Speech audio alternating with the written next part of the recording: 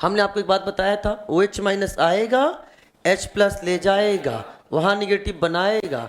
अगर वो negative resonance करके ऑक्सीजन पर जाएगा, सॉल्वेंट H लगाएगा, टॉटोमर हो जाएगा। हेलो डियर स्टूडेंट्स, कैसे हैं आप? तो लास्ट क्लास में हम लोगों ने comparison of keto and enol देख लिया था। तो आइए लास्ट टॉपिक फॉर टुडे। हाँ एग्जाम्पल अभी तो कुछ बचा है, लास्ट टॉपिक बचा है इसका पहले, उसके बाद एग्जाम्पल। तो हेडिंग डालिए, इनॉल कंटेंट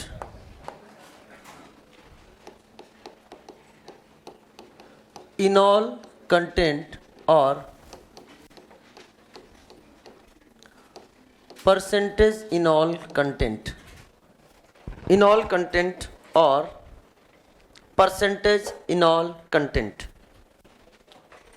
परसेंटेज इनॉल कंटेंट। ठीक है बेटा, तो क्या है, सबसे पहले लिखें इनॉल content proportional to acidic nature of alpha hydrogen, मतलब stability of anion।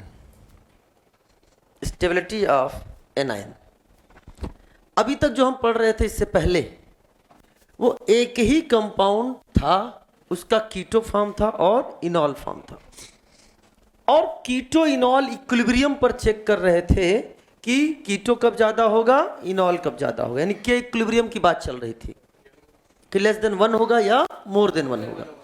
आज बात होगी, हम डिफरेंट कंपाउंड को कंपेयर करेंगे और कंपेयर करेंगे कि किसका इनॉल बनाने की टेंडेंसी ज्यादा होगी।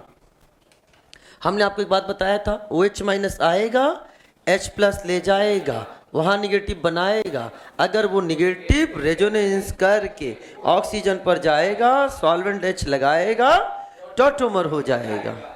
क्या मैंने बात बताया था? तो OH माइनस आएगा, H प्लस ले जाएगा, H प्लस वही वाला ज्यादा आसानी से ले जाएगा जो ज्यादा एसिडिक होगा। तो और जो जितना ज्यादा एसिडिक H होगा उतना आसानी से H प्लस ले जाएगा, जितना आसानी से ले जाएगा उतना आसानी से इनोलाइजेशन होगा, मतलब इनोल का फॉर्मेशन होगा। तो अपन बोल सकते हैं क्या, enol content proportional to acidic nature of alpha H। और एसिडिक नेचर H प्लस जानने के बाद क्या बनता है, कॉन्जुगेट बेस, जो कि एक एनायन होता है। तो क्या अपन बोल सकते हैं क्या, स्टेबिलिटी ऑफ एनायन। जैसे फॉर एग्जाम्पल, ध्यान सुना, फॉर एग्जाम्पल मैं आपके सामने लिखने जा रहा हूं कि अरेंज इन इनॉल कंटेंट ऑर्डर। ठीक है बेटा, क्या क्वेश्चन बेटा, अरेंज इन इनॉल कंटेंट ऑर्डर। अब सुनो ध्यान से, इससे पहला क्वेश्चन हो गया CH3COCH3 कैसीटोन, ये है एसीटोन। दूसरा मैंने ले लिया CH3COCH2COCH3, इसे बोलते हैं बेटा, हम बता चुके हैं पिछले, एसिटाइल एसीटोन। कल बताया था हमने बेटा, एसिटाइल एसीटोन। अब सिंपल से मेरी बात ध्यान सुनना, इधर भी अल्फा H है, इधर भी अल्फा H है, दोनों आइडेंटिकल हैं। OH माइनस आएगा, H प्लस ले जाएगा, कहीं पर भी निगेटिव बना लो, ये हमने निगेटिव बना लिया। इसी में बनाकर देखो, अलग से बनाने की जरूरत नहीं है। यहां से H प्लस जाएगा, निगेटिव बना दिया, यहां से या है यहां से जाए, बात तो एक ही है, बीच से अलग है।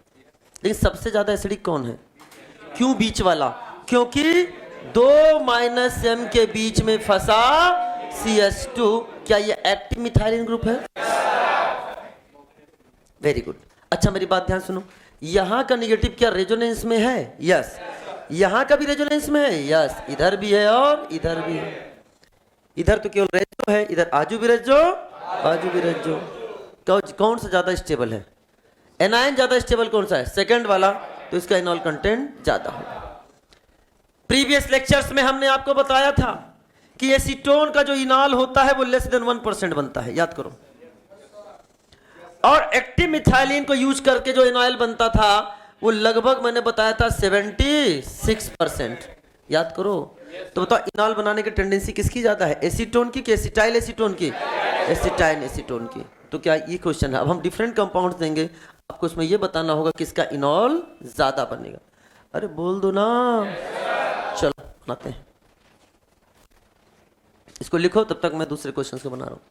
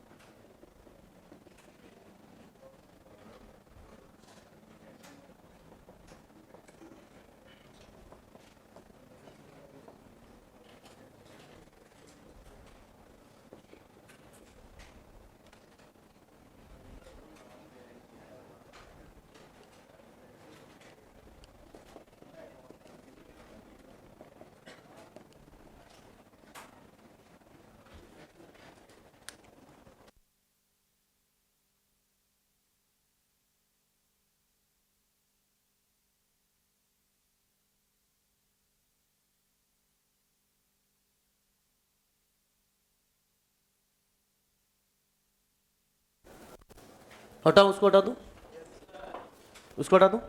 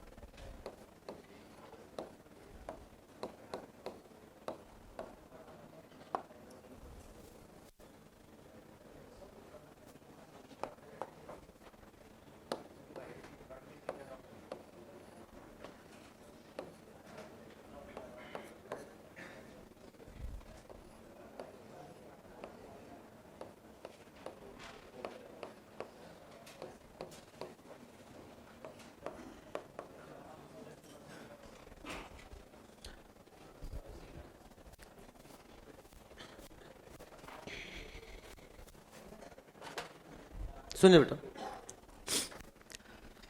सिंपल सी बात है, प्लीज लिसन केयरफुल्ली।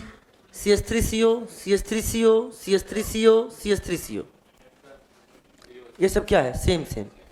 तो हमें इधर कंपेयर करने की जरूरत नहीं है, इधर कंपेयर करने की जरूरत नहीं है।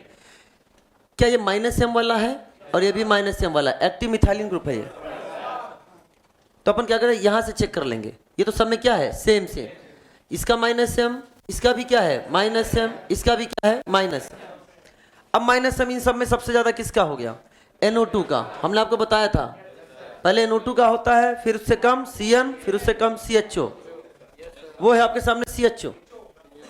अब CHO और CO CH3 में किसका होगा, आप ऐसे देख सकते हो कि CO और CO तो सेम है, इधर H है, इधर क्या है CH3। CH3 कौन सा इफेक्ट लग रहा है, प्लस साइड।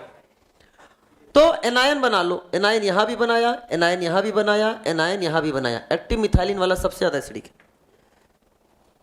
जो सबसे ज्यादा एसिडिक है वहां हमने एनायन बनाकर देख लिया।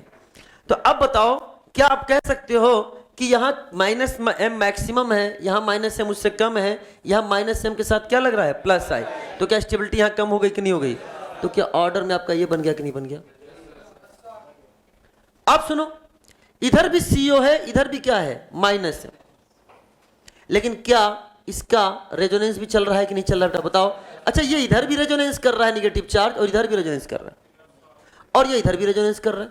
जब इधर रेजोनेंस कर रहा है तो केवल CO के साथ निगेटिव चार्ज रेजोनेंस कर रहा है, लेकिन जब ये रेजोनेंस कर रहा है तो पड़ोसी भी उसको डिस्टर्ब करने आ रहा है। ये लॉयल है, लेकिन ये लॉयल नहीं है, क्रॉस कर रहा है। क्या कर रहा है बेटा? क्रॉस कर रहा है। ये CO जो है वो धोखा दे रहा है, एक बार इधर एक बार उधर रेजोनेंस, एक बार इधर रेज दो, एक बार इधर रेज दो। मेरी बात समझ में आया? तो क्या कर रहा है? क्रॉस कर रहा है। मेरी बात समझ में आया? या फिर ऐसे भी देख सकते हो, जैसे तुमने CH3 का प्लस आई देखा, वैसे OC2H5 का क्या देख लो, प्लस M से क्या होगा, स्टेबिलिटी और कम होगी। अरे बोलो, इसकी तो दुनिया ही तबाह हो गई है। इसको तो जो भी मिला वो क्रॉस करने वाला ही मिला। इधर भी देखो डबल, इधर भी क्रॉस हो रहा है और इधर भी क्रॉस हो रहा है, इसकी लाइफ ही डबल क्रॉस हो गई है। या देख सकते हैं इधर से भी प्लस एम, इधर से भी प्लस एम, बाकी तो इसका क्या है, मान लो ऐसे समझ लो। बात क्लियर हो रहा है कि नहीं समझने के लिए? Is it clear? तो बेटा क्या हुआ, आपको समझ में आ गया क्या ऑर्डर ये हो गया कि नहीं हो गया बेटा? Stability of anion, dear student, stability of anion. आओ बताओ भैया किसका इनॉल कंटेंट ज्यादा होगा?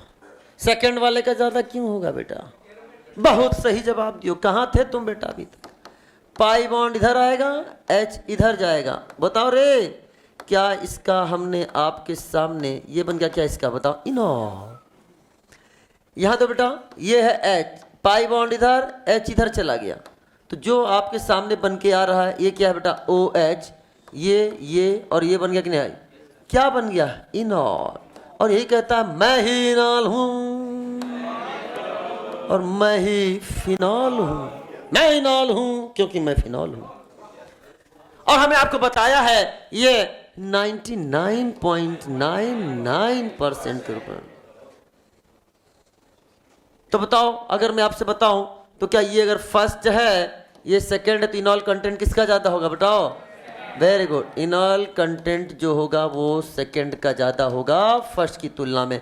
ये तो इनॉल बनाना ही नहीं चाहेगा, कीटो फॉर्म में रहना चाहेगा, लेकिन ये इनॉल में चला जाएगा। अगले क्वेश्चन के जवाब दीजिए। बेहतरीन जवाब। कौन सा जवाब? बेहतरीन जवाब। ध्यान सुनना, ये CO के बाजू में ये sp3 कार्बन है, sp3 कार्बन है H, पाई बॉन्ड इधर जाएगा, H इधर आएगा। तो क्या जो आपने बनाया, ध्यान से देखना, ये पाई बॉन्ड आया, यहां पाई बॉन्ड आ गया और इधर क्या गया बेटा? ये OH। इसकी दुनिया ही लुट गई। एंटी एरोमेटिक, अच्छी खासी जिंदगी जी रहा था किसकी? नॉन एरोमेटिक की। दुनिया ही उजाड़ दी तुमने इसकी। लेकिन इसको देखो ध्यान से, ये sp3 कार्बन, यहां पर मौजूद है हाइड्रोजन, पाई बॉन्ड इधर आएगा, H इधर जाएगा, और जो आपके सामने आया बनकर उसे ध्यान से देखना बेटा। यहां पे क्या हो गया बेटा? ये है OH, यहां था पहले से ही OH, यहां पाई बॉन्ड, यहां CO, और यहां पे भी क्या है बेटा? CO। आहा, क्या ये वही है? क्या ये वही है? स्क्वायरिक एसिड, जहां भी आपको बता चुके हैं बेटा। बोलो रे, ये हो गया आपका स्क्वायरिक एसिड। अच्छा, स्क्वायरिक एसिड को ध्यान से देखना, ये CO बॉन्ड है, पोलर पाई बॉन्ड है। अगर इसको तोड़ोगे तो यहां क्या आएगा? प्लस, यहां माइनस, यहां आएगा प्लस, यहां आएगा माइनस। तो अगर इसको आप अलग करो, अलग कर लो, तो आपको क्या नजर आ रहा है? ध्यान से देखना बेटा। अगर अलग करके आप इसको देखते हैं तो यहां पे पाई बॉन्ड है कि नहीं बेटा? बोलो, यहां पे क्या है? ये पाई बॉन्ड है, और यहां पर देखो ये पॉजिटिव और पॉजिटिव आ गया कि नहीं आ गया बेटा? यहां क्या जाएगा? ये पॉजिटिव, और यहां क्या आ गया? ये पॉजिटिव। क्या ये हम आपको पहले बता चुके हैं? क्या है ये? This is the aromatic. Aromatic यानी बच्चे ने कहा सर अरे बेटा इधर देखो, स्क्वायरिक एसिड को ध्यान से देखो, अगर इसको देखोगे यहाँ OH, यहाँ OH, यहाँ पे है O पर निगेटिव, यहाँ पे पॉजिटिव, O पर निगेटिव और यहाँ पे पॉजिटिव। नजर आ रहा है कि नहीं आ रहा बेटा? बोलो, बोल दो ना। तो जब आपको ऐसा नजर आया तो आपको क्या समझ में आ रहा है? क्या हम बोल सकते हैं कि स्क्वायरिक एसिड जो है आपका कैसा है? एरोमेटिक। और किस टाइप का कहलाएगा? Quasi aromatic. ये इधर रहेगा, क्या बेटा? Quasi aromatic. ये पाई बॉन्ड की इंपॉर्टेंस बहुत ज्यादा है। अगर पाई बॉन्ड है, अगर पाई बॉन्ड है तभी इसको स्ट्रॉन्ग एसिड बनाता है। क्या मेरी बात समझ में आ रहा है कि नहीं आ रहा बेटा? यहाँ तक कोई डाउट कि तो आज को एक चीज और समझ में आया, स्क्वायरिक एसिड क्या होता है आपका? एरोमेटिक। ही तो बस केवल समझाने के लिए मैंने आपको बनाया है। यानी एक चीज समझ में आ गया कि अगर ये फर्स्ट वाला है, ये आपके सामने सेकंड वाला है, तो बताओ इनॉल कंटेंट ज्यादा किसका होगा? बताओ रे। सेकंड वाले का। इनॉल कंटेंट किसका ज्यादा होगा? सेकंड वाले का ज्यादा होगा फर्स्ट वाले से। Is it clear? चलो, इसके साथ टॉटोमेरिज्म होता है समाप्त, समाप्त। मैं आपको यह बताना चाह रहा हूं, एक टॉपिक में और भी पढ़ाता था जो अब नहीं पढ़ा रहा हूं, deuterium ion exchange, because not in syllabus. Because not in syllabus. फिर भी अगर आप में से कोई पढ़ना चाहे तो आप सभी के पास लगभग या इतनी है कि टेलीग्राम पे वीडियो अवेलेबल है, कहीं ना कहीं से मेरे भी टेलीग्राम पे वीडियो अवेलेबल हैं। आप वहाँ पर आराम से जाके अपने मन की तसल्ली के लिए, अल्फा अचीवर में मैंने पढ़ाया है, वहाँ पे अपने मन की तसल्ली के लिए आप वहाँ पे ड्यूटीरियम आयन एक्सचेंज पढ़ सकते हैं, but that is not important for NEET syllabus. Okay, चलिए आगे बढ़ जाएं। यस, नो सर, बस कभी यस सर भी कह दिया करो।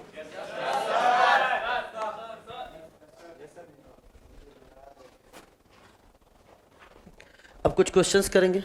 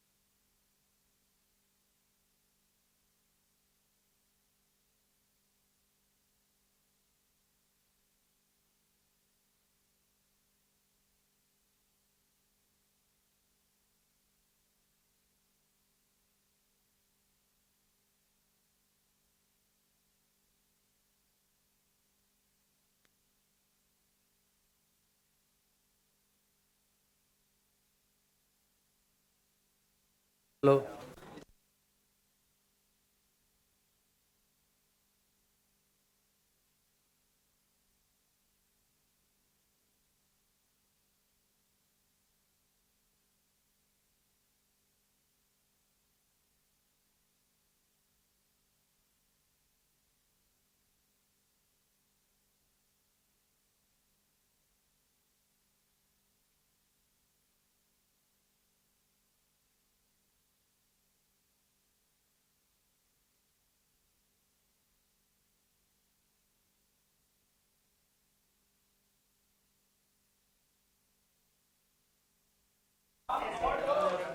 लिखो सम अदर क्वेश्चन,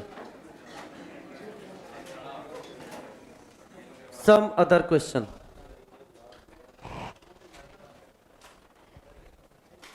जल्दी बनाओ बेटा, जल्दी बनाओ।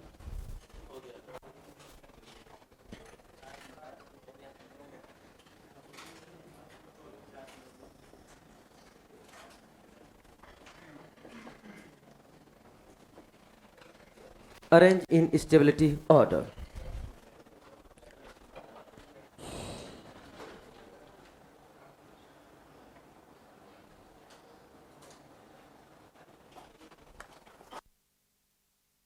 Arrange in stability order.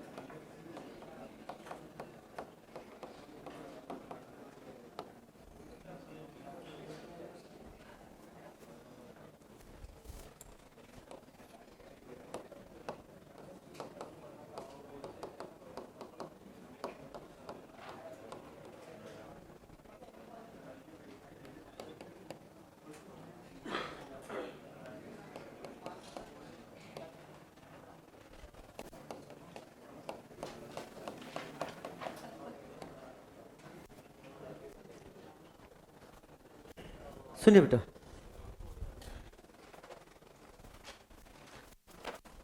बहुत ध्यान समझना मेरी बात को। इसमें अगर तुमसे क्वेश्चन पूछा जाए तो बहुत आसानी से कह दोगे इसके पास क्या है, बैक बॉन्डिंग। स्टेबिलिटी का ऑर्डर आपको समझ में आ गया होगा, अरे ना, बैक बॉन्डिंग से this is more stable. Number 2, अब एक क्वेश्चन आता है जहां पे अलग अलग व्यू मिलते हैं देखने को, वो है टर्सरी ब्यूटाइल कार्बोकेटाइन। सुनो एक बात ध्यान समझाता हूं मैं। टर्सरी ब्यूटाइल कार्बोकेटाइन, इससे रिलेटेड क्वेश्चन जो है जेई मेंस में भी आ चुका है और एआईपीएमटी में भी आ चुका है। एआईपीएमटी में जब आया था तो रिएक्शन का पार्ट बन के आया था, रिएक्शन का पार्ट बन के आया था, मतलब SN1 का रेट समथिंग करके आया था, जिसमें स्टेबिलिटी क्या बनता है, कार्बोकेटाइन। अगर स्टेबिलिटी ऑफ कार्बोकेटाइन जो है, मतलब वहां पे SN1 का रेट की बात कर रहा था तो कार्बोकेटाइन बना था, उसकी स्टेबिलिटी की बात करते हैं। और आंसर गया था जो कार्बोकेटाइन की स्टेबिलिटी की बात करें, benzyl is more stable then tertiary butyl.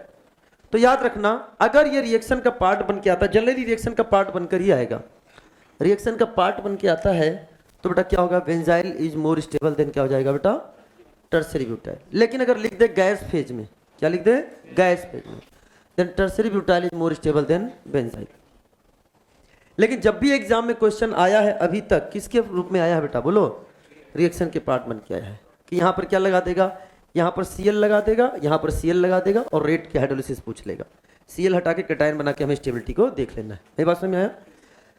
Number 2, इसको देखो ध्यान से, यहां देखोगे तो फ्लोरीन और क्लोरीन है। अगर हम आर्थो और पैरा पे बात करते हैं, आर्थो एंड पैरा पोजिशन पे, तो हेलोजन का प्लस M भी लगता है और -I भी लगता है। तो जो नेट इलेक्ट्रॉन विड्रॉइंग ग्रुप का इफेक्ट आता है वो Cl का ज्यादा होता है किसकी तुलना में बेटा, F। Cl का net electron withdrawing effect +M और -I का रिजल्टेंट F के +M और -I के रिजल्टेंट से क्या होता है बेटा, बोलो, ज्यादा होता है। तो नेट नेट ज्यादा हो गया कि नहीं हो गया, तो क्या स्टेबिलिटी का ऑर्डर ये हो गया कि नहीं हो गया। दूसरा तरीका, जब तुम इसका रेजोनेटिव स्ट्रक्चर ड्रॉ करोगे तो क्या हमने आपको सिखाया था निगेटिव अल्टरनेट एटम पे चलता है, ये यहां पे जाएगा तो क्या अगला यहां पे बनेगा, फिर अगला यहां पे बनेगा, फिर अगला यहां पे बनेगा। जैसे यहां पे बनेगा क्या ये बैक बॉन्डिंग कर लेगा कि नहीं कर लेगा बेटा, डी ऑर्बिटल रेजोनेंस, क्या होगा बेटा, डी ऑर्बिटल रेजोनेंस, और इससे कारण इसकी स्टेबिलिटी क्या हो जाएगी, बढ़ जाएगी। लेकिन क्या यहां पर बैक बॉन्डिंग होगा कि यहां पर नो बैक बॉन्डिंग, तो स्टेबिलिटी किसकी ज्यादा हो गई, Cl वाले की। लेकिन मेटा पर क्या चार्ज डेवलप होता है, अरे आर्थो और पैरा पर ही तो डेवलप हुआ कि नहीं हुआ, तो मेटा पे तो चार्ज ही डेवलप नहीं हुआ, तो फिर यहां बैक बॉन्डिंग लगेगा ही नहीं। या फिर बोल सकते हैं मेटा पर केवल क्या इफेक्ट लगाओगे, -I, तो क्या इसका -I मैक्सिमम होगा कि नहीं होगा बेटा, इसका -I क्या हो गया, मिनिमम। तो ऑर्डर क्या हो जाएगा, ये वाला। सिमिलरली एसिडिक स्ट्रेंथ की अगर हम आपसे बात करते हैं, सिमिलरली तो वही वाला होगा, H+ जाएगा तो क्या यहां पे तुम निगेटिव बनाकर देखोगे, और फिर क्या वो यहां बनेगा और फिर यहां बनेगा, बैक बॉन्डिंग हो जाएगी कि नहीं हो जाएगी, यहां बनेगा, यहां बनेगा, यहां बनेगा। बात समझ में आ रही नहीं आ रही है, तो बेटा एसिडिक स्ट्रेंथ का ऑर्डर ये, क्योंकि कॉन्जुगेट बेस की स्टेबिलिटी क्या होगी, ज्यादा होगी। Is it clear. सर ये आपने क्या लिखा, सब कुछ पढ़ा के हम चले गए, एग्जाम में क्वेश्चन ऐसे लिख के आया, बच्चा कह रहा जे तो मास्टर ने कभी बताया ही नहीं। तो MCH3O C6H4COH का मतलब क्या है, मतलब ये है कि C6H4 से ये दोनों ग्रुप जुड़े हुए हैं और ये ग्रुप मेटा पर जुड़ा हुआ है, किसके, दूसरे ग्रुप के रिस्पेक्ट में।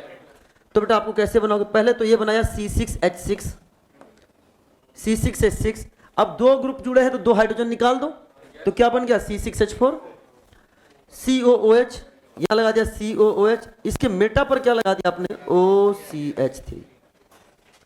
यहां O लिख देंगे तो आर्थो पर, यहां P लिख देंगे तो पैरा पर। ये चीजें समझने के लिए, क्या मेरी बात समझ में आ रही है। एंड लास्ट,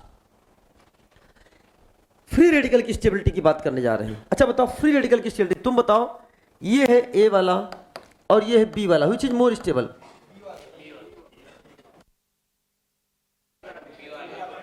कौन सा, A वाले हाथ उठाओ ईमानदारी से। जो मान लो एग्जाम में पेपर आ गया, तुम्हारे पहला जो दिमाग में जाता है क्या टिक करके आते, ईमानदार पर्सन A वाले हाथ उठाओ, B वाले। चलो आंसर जो है इसका बी है। क्यों? क्योंकि क्या है बेटा, ये रेजोनेंस में है। अब जिन्होंने ए वाला बोला उन्होंने कहा सर हमने तो ये पढ़ा कि फ्री रेडिकल को कार्बोकैटायन की तरह चेक करते हैं। तो हमने कहा हम तो शुरू से स्टार लगाते आए हैं कि कभी भी क्या मत करना, ये कार्बोकैटायन की तरह एकदम ट्रीट नहीं होता है। ये कुछ ऐसे एग्जांपल्स आते हैं क्योंकि ये कार्बोकैटायन नहीं है, ये क्या है, फ्री रेडिकल है। फ्री रेडिकल का इस -m ग्रुप के साथ क्या हो रहा है बेटा, रेजोनेंस। फ्री रेडिकल का -m ग्रुप के साथ क्या रहा है, रेजोनेंस। जेईई मेंस में इस पे आधारित प्रश्न आ चुका है, जेईई मेंस में। तो फ्री रेडिकल एक ऐसा चीज होता है, ध्यान सुनना, जिसकी स्टेबिलिटी +m वाला भी बढ़ाता है और -m वाला भी बढ़ाता है। जिसकी स्टेबिलिटी +m वाला भी बढ़ाता है और -m वाला भी बढ़ाता है। समझ में आ रहा है बेटा? तो ये फ्री रेडिकल की स्टेबिलिटी, इवन दैट -m वाला +m की अपेक्षा स्टेबिलिटी ज्यादा बढ़ाता है। क्या मेरी बात क्लियर हो रही है कि नहीं हो रही बेटा? अरे है ना? Is it clear? कोई डाउट कि नहीं डाउट? बस याद रखना इतना, इसे बोलते हैं कैप्टोडेटिव इफेक्ट। क्या बोलते हैं? कैप्टोडेटिव इफेक्ट। ये हम आपको जो मॉलिक्यूलर ऑर्बिटल थ्योरी है उससे एक्सप्लेन किया जाता है। जैसे HOMO SOMO, highest occupied molecular orbital and singly occupied molecular orbital. HOMO SOMO किस में पाया जाता है? इसमें। जैसे फॉर एग्जाम्पल मान लीजिए CH2 रेडिकल OCH3, ये +m वाला ग्रुप है कि नहीं बेटा, बोलो।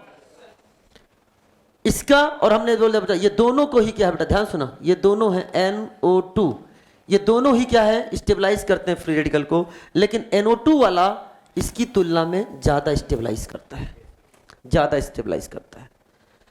अरे बोलो है ना? तो बाकी इसकी ज्यादा जाने जरूरत नहीं है, ज्यादा डिस्कस नहीं करूंगा। इसमें फ्री रेडिकल का पाई स्टार के साथ ओवरलैपिंग होता है, दोनों में ही बॉन्ड ऑर्डर 0.5 आता है। मैं आपको बताना चाहता हूं क्या इसका रीजन है। दोनों का ही बॉन्ड ऑर्डर सेम आता है, लेकिन इसका जब हम बॉन्ड ऑर्डर निकालते हैं तो इसके बीएमओ में 2 इलेक्ट्रॉन होते हैं और एबीएमओ में 1 इलेक्ट्रॉन होता है। BMO minus ABMO divided by 2, 2 - 1 equal to 1/2 equal to 0.5। इसमें केवल एक ही इलेक्ट्रॉन है जो केवल बीएमओ में होता है, 1/2 इक्वल टू 0.5। तो तुमने पढ़ा होगा कि अगर बॉन्ड ऑर्डर सेम है तो अगर इलेक्ट्रॉन एबीएमओ में होते हैं तो स्टेबिलिटी कम हो जाती है। इसमें 1 इलेक्ट्रॉन किसमें चला होता है, एबीएमओ में। इससे ज्यादा जानने की जरूरत नहीं है। बात क्लियर हो गई कि नहीं हो गई है? तो इसके साथ ये समाप्त करते हैं हम।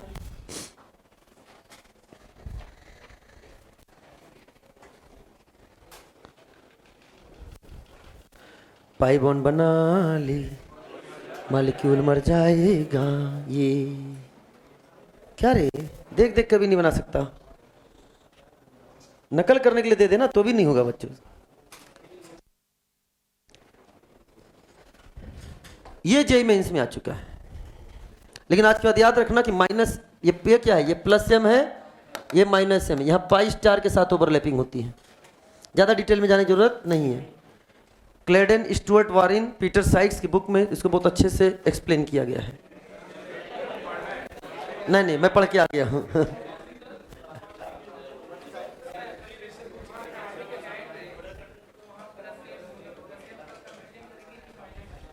कहाँ बेटा?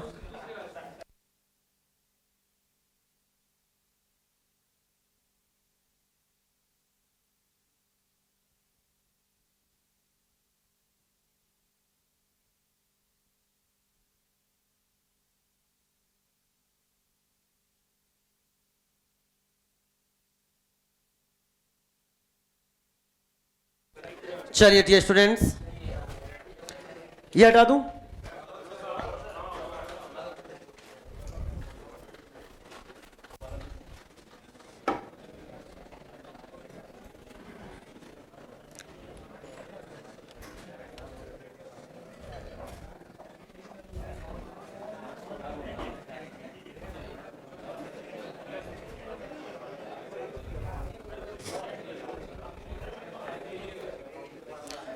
दो तीन पेज छोड़कर 2-3 पेज छोड़कर नया हेडिंग बाड़ा बाड़ा। बेटा जल्दी एक पेन से लिखो, इतनी देर में तुम क्या बदलते रहते हो पेन? आराम से, इतना प्रेशर मत लो। तुम पेन बदलने में ही 2-3 सेकंड खत्म कर देते हो। ऐसे देखो पेन बदलेगा फिर देखा नहीं हरा वाला आ गया, नहीं लाल वाला चाहिए था। क्वेश्चन लिखेंगे ब्लैक से, उसके आगे लिखेंगे ब्लू से, एरो दिखाएंगे रेड से, नोट लिखेंगे ग्रीन से, और अपने नहा के नहीं आएंगे।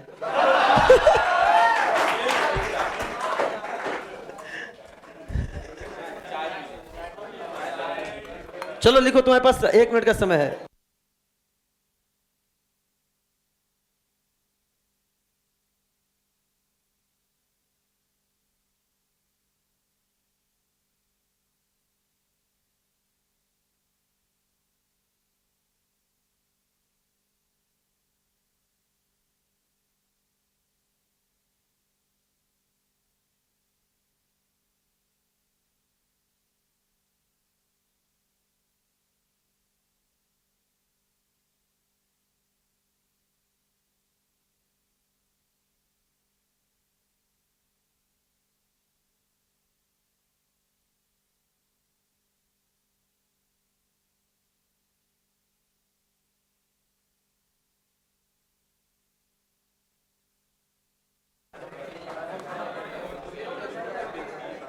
जी students,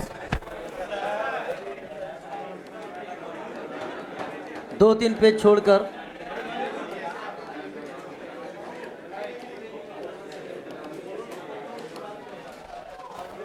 reaction mechanism. Reaction mechanism, या जैसे कि आप इसको पढ़कर आए हुए हैं, इसको कहीं ना कहीं GOC2 भी लिखा मिल सकता है, या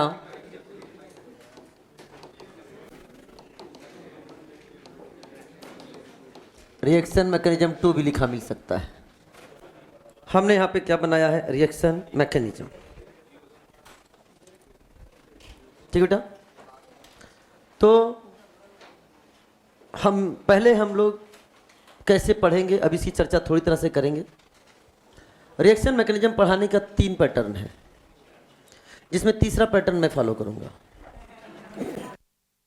पहले तो पैटर्न आपको बताने की जरूरत नहीं है, नहीं एक्सप्लेन करूंगा मैं। पहले तो आपको ये एक्सप्लेन करना पड़ेगा कि किस तरह से पढ़ना है हमें आज आगे की चीज़ों को, क्योंकि यहाँ तक हर टीचर का पढ़ाने का सेम तरीका होता है, यहाँ से पढ़ाने का तरीका बदल जाता है। समझ में आया? तो सबसे पहले हम कुछ बोर्ड पर लिखने जा रहे हैं, आप उसको लिखिए, उसके बाद हम लोग इसको डिस्कस करेंगे। लेकिन पूरा विश्वास है कि मुझसे पहले आप लिख लोगे। अगर आप हमसे 2 लाइन पीछे हो, इसका मतलब आप हमसे पहले लिख रहे हो। ये बात, क्योंकि मैं कुछ बोलूंगा ना, मैं लिखते जा रहा हूँ, आपको भी साथ में लिखते जाना है। बेटा लिखना भी चाहिए। तुम टूवर्ड्स ग्रेविटी लिख रहे हो, मैं अगेंस्ट ग्रेविटी लिख रहा हूँ।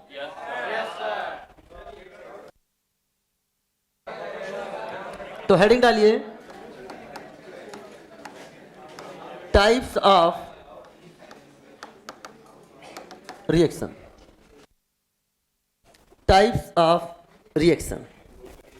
चलिए, कह रहा मास्टर लिखो, जल्दी लिखो। पहला कैपिटल A, लिख लो, एक साथ डिस्कस करेंगे।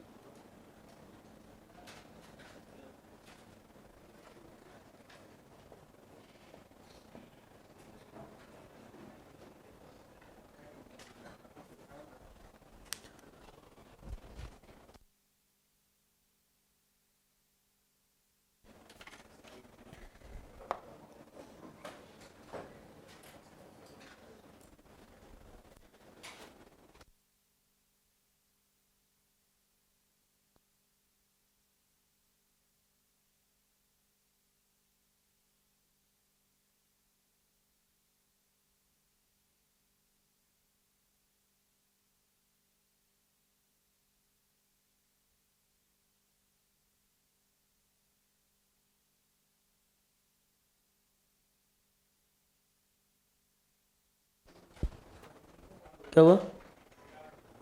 सुनो ध्यान से बेटा, चीजों को समझिए। Stop writing. अब चीजें मैं आपके सामने एक्सप्लेन करने जा रहा हूं। जैसे कोई चीज हम चैप्टर वाइज पढ़ते हैं और मैकेनिज्म वाइज पढ़ते हैं, इन दोनों में डिफरेंस क्या है? अगर हम कोई चीज चैप्टर वाइज पढ़ते हैं बेटा, तो चैप्टर वाइज पढ़ने में एक चीज आसान हो जाता है कि जिस तरह से एनसीईआरटी का सीक्वेंस दे रखा है हमें वैसे पढ़ने को मिल जाता है। एक फायदा इसका है, मैं भी मानता हूं फायदा है। तो सर इसका दूसरा एस्पेक्ट क्या है? दूसरा एस्पेक्ट ये क्या है कि मान लो अगर हमने हाइड्रोकार्बन पढ़ाया, हाइड्रोकार्बन में हम एल्कीन और एल्काइन पढ़ा रहे हैं, तो एल्कीन का जब हम रिएक्शन पढ़ते हैं तो रिएक्शन क्या कौन सा रिएक्शन हो जाता है? Electrophilic addition reaction. हमने उसको समझा दिया। लेकिन उसी एल्कीन के चैप्टर में हमें एलिमिनेशन भी देखने को मिलेगा कि एल्कीन को हम बनाते कैसे हैं। एक ही टॉपिक में तुम्हें ईएआर की भी मैकेनिज्म दिख गई, उसी टॉपिक में तुम्हें एलिमिनेशन की मैकेनिज्म भी दिख गई, उसी टॉपिक में तुम्हें ऑक्सीडेशन भी दिख गया, उसी टॉपिक में तुम्हें रिडक्शन भी दिख गया। यानी तुम्हारा दिमाग कहीं एक लाइन पे चल ही नहीं पाया। अंत में तुम क्या कहते हो कि सर हमको अब समझ में अच्छे से आ चुका है कि ये वाला पार्ट रटा जाता है। ये भी बोल दिया था बेटा GOC2 रटने वाला है, रिएक्शन मैकेनिज्म रटने वाला, तुम भी एक्सेप्ट कर लेते हो हाँ ये रटने वाला है, और आपने यही आज तक एक्सेप्ट किया है, मुझे पता है। तो हम इस तरह से क्यों पढ़ें कि हम इसको रटने वाला बनाएं? अच्छा एक बात बताओ, अगर एग्जाम में क्वेश्चन आता है टेस्ट पेपर में तो उसमें पहला होता है organic chemistry section 1 hydrocarbon, section 2 alkyl halide, section 3 alcohol phenol ether, ऐसे लिख कर आता है क्या? या वो किसी भी तरीके से क्वेश्चन कुछ भी दे सकता है? हाँ, तुम्हें पहचानना आना चाहिए किस चैप्टर का है और कौन सी मैकेनिज्म है। दूसरा, ये पहला तरीका हो गया। और इससे क्या होता है कि बार बार रिएक्शंस रिपीट होगा, जहां जहां आएगा एल्काइन में फिर वही एलिमिनेशन, फिर वही एडिशन, फिर वही ऑक्सीडेशन रिडक्शन, फिर वही सारी चीजें आएंगी। समझ में आ रहा है नहीं आ रहा है? तो चीजें बच्चा फिर कभी कलेक्ट नहीं कर पाएगा। हम बच्चे से बोलेंगे अच्छा बच्चा एक बात बताओ, आपको पूरे ऑर्गेनिक केमिस्ट्री का ऑक्सीडेशन रिडक्शन रिवाइज करना है, तो बच्चा एकदम कंफ्यूज, हर चैप्टर में थोड़ा थोड़ा थोड़ा थोड़ा थोड़ा थोड़ा रहेगा और उसको कभी रिकलेक्ट कर ही नहीं पाएगा। अब आता है दूसरा मैकेनिज्म वाइज, जैसा आपके सामने लिखा हुआ है। हमने एडिशन रिएक्शन स्टार्ट किया, पढ़ लिया इलेक्ट्रोफिलिक एडिशन रिएक्शन, इसकी पहले हमने मैकेनिज्म अच्छे से समझा दी। बच्चा क्या करेगा? इलेक्ट्रोफिलिक एडिशन रिएक्शन को मैकेनिज्म समझ गया। अब जैसे उसने चैप्टर कंप्लीट किया, उसका एल्कीन और एल्काइन इनडायरेक्टली देखे हाइड्रोकार्बन का 2 चैप्टर का मैक्सिमम रिएक्शन यहां पे हो गया। एल्कीन और एल्काइन के रिएक्शन यहां पे उसके हो गए। जो बच्चे रह गए वो फ्री रेडिकल एडिशन, ईआर का मतलब है इलेक्ट्रोफिलिक एडिशन रिएक्शन, जो बच्चे रह गए वो फ्री रेडिकल एडिशन रिएक्शन में हो गए। फिर हमने पढ़ा न्यूक्लियोफिलिक एडिशन रिएक्शन, तो एल्डिहाइड, कीटोन, साइनाइड एटसेट्रा और भी जो आएंगे उनके रिएक्शन हम यहां पे कंप्लीट कर लेंगे। फिर आएगा सब्स्टिट्यूशन रिएक्शन।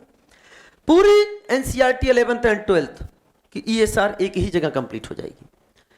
जैसे aromatic compound benzene and its के derivative, benzene, toluene, benzaldehyde, benzoic acid, nitrobenzene, phenol, anisole, aniline, सबका एक साथ हो जाएगा। एक मैकेनिज्म समझी, उसी पे आधारित सारा का सारा हमने कर लिया, कोई रटने की जरूरत ही नहीं पड़ेगी। FRSR एल्केन और इसके अलावा कुछ आएंगे बेंजाइलिक हाइड्रोजन और एलाइलिक, बेंजाइलिक और एलाइलिक पोजीशन पे सब्स्टिट्यूशन होगा, वहां पे हम लोग FRSR।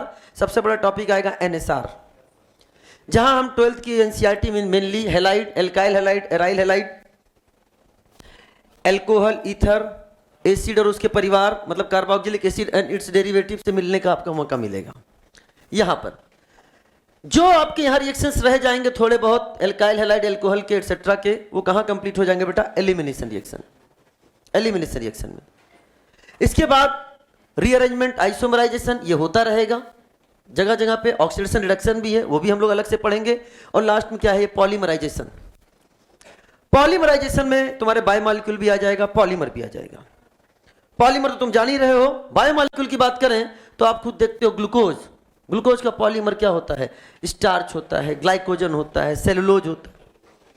अमाइनो एसिड से पेप्टाइड, पॉलीपेप्टाइड, अरे ना प्रोटीन का फॉर्मेशन होता है कि नहीं होता है, ये सारी चीजें होंगी। और इसके बाद रहेगा chemistry in everyday life, purification, qualitative and quantitative analysis etcetera. अरे है ना, ये दूसरा मेथड हो गया। तो सर आपने तो बोला था कि आप तीसरे मेथड से पढ़ाओगे, हमने कहा हाँ, हमारा मेथड रहेगा तीसरा। हमको तो लगा था आप दूसरे से ही चलने वाले हो। दूसरा method plus flavour of NCERT, ये मेथड है तीसरा। सुनो ध्यान से, अब क्या करूंगा, फॉर एग्जाम्पल मैंने आपको पढ़ा दिया reaction of carbonyl compound with sodium bisulphite NaHSO3। तो जब मैं ये हेडिंग डालूंगा तो उस हेडिंग के साथ मैं एनसीईआरटी का पेज नंबर लिखूंगा।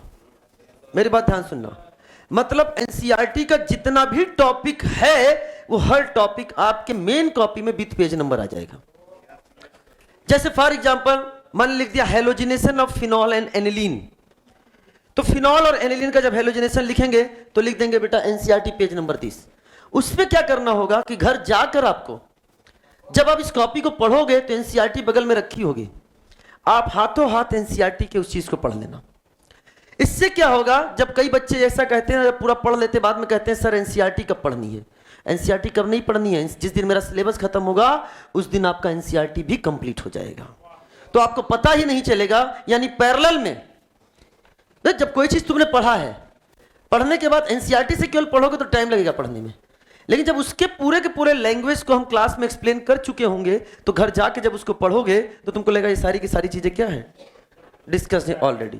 तो हम जब पढ़ाएंगे तो with NCERT page number and NCERT की जो भी चीजें होंगी पूरी कॉपी ही क्या हो जाएगी, तुम्हारी एनसीईआरटी में हो जाएगी। क्या मेरी बात समझ में आया? तो हम इस मेथड से चलेंगे। क्या मेरी बात समझ में आया?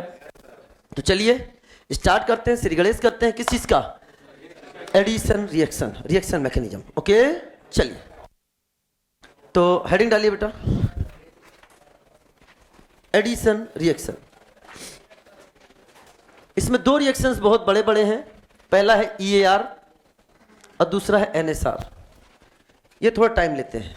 EAR में चूंकि हमें कंसेप्ट बनाना होता है, रिएक्शन मैकेनिज्म का आधार बनाना होता है, और NSR में देखा जाए तो लगभग पूरा एनसीईआरटी क्लास 12 की मैक्सिमम NSR में आ जाती है। NAR NSR में सब कंप्लीट होने लगती है। समझ में आया बेटा? तो ये हटा दो पहला पेज।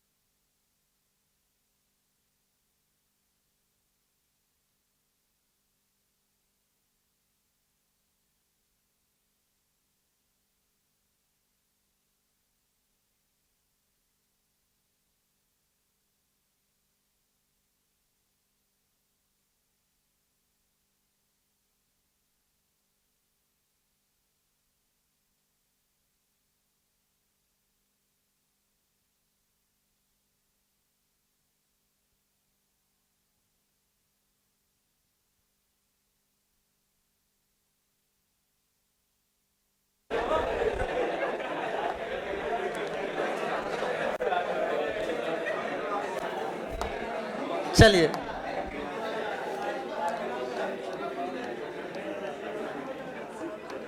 एडिशन रिएक्शन, बेटा ध्यान सुनना, एडिशन रिएक्शन। इसमें सबसे पहले हेडिंग डालिए क्या, इलेक्ट्रोफिलिक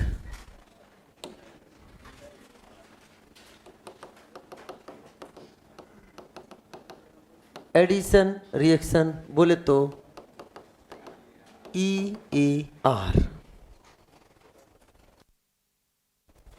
EAR इसमें लिखिए EAR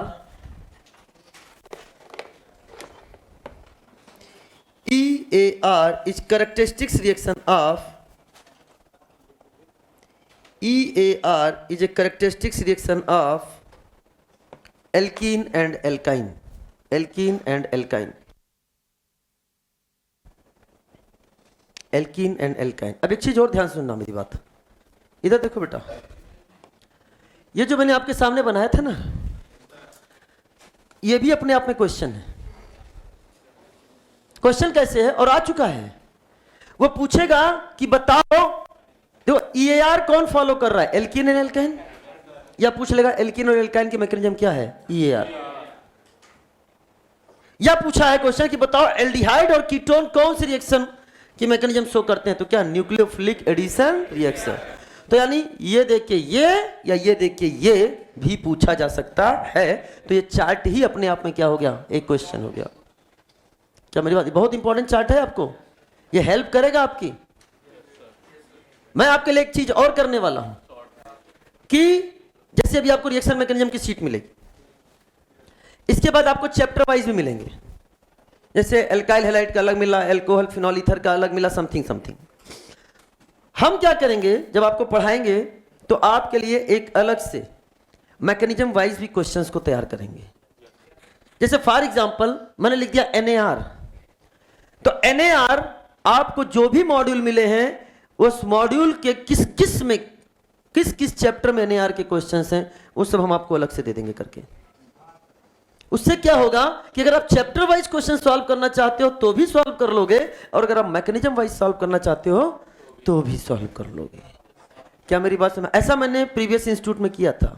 हमने हमेशा करते थे, बच्चों को पता है, जो पढ़े उन्हें पता है, मैं इसको देता था और बच्चे बहुत फायदा होता था उनको समझ में। लेकिन अब नया मॉड्यूल बन रहा है तो फिर से उतनी मेहनत करनी पड़ेगी, ठीक है ना बेटा।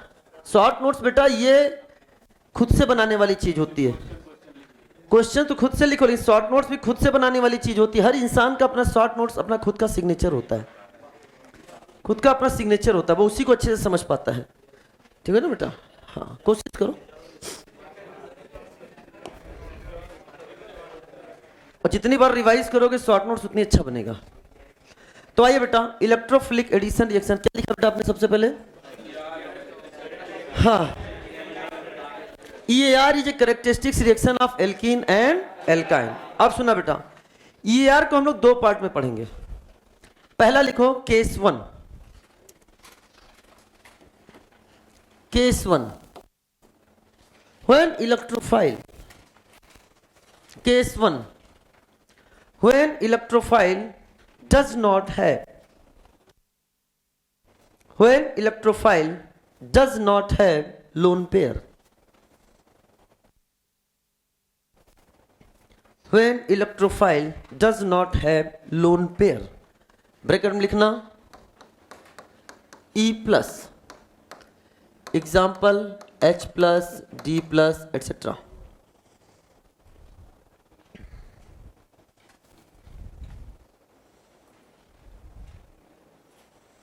यानी सर आप ये कहना चाहते हो कि क्या अगर आपने केस 1 बना दिया तो केस 2 भी कुछ होगा। हमने कहा हाँ, हम दो तरह के इलेक्ट्रोफाइल पढ़ेंगे, ध्यान सुना। एक इलेक्ट्रोफाइल जिसके पास लोन पेयर नहीं होगा और एक इलेक्ट्रोफाइल जिसके पास लोन पेयर होगा। ये हमने केस 1 बना दिया, ये हमने केस 2 बना दिया। जैसे फॉर एग्जांपल यहां लिख दिया मैंने H प्लस, इसके पास लोन पेयर नहीं है। यहां लिख दिया Cl प्लस, इसके पास लोन पेयर है। यहां लिख दिया Cl2, इसके पास लोन पेयर है। अरे बोलो है ना।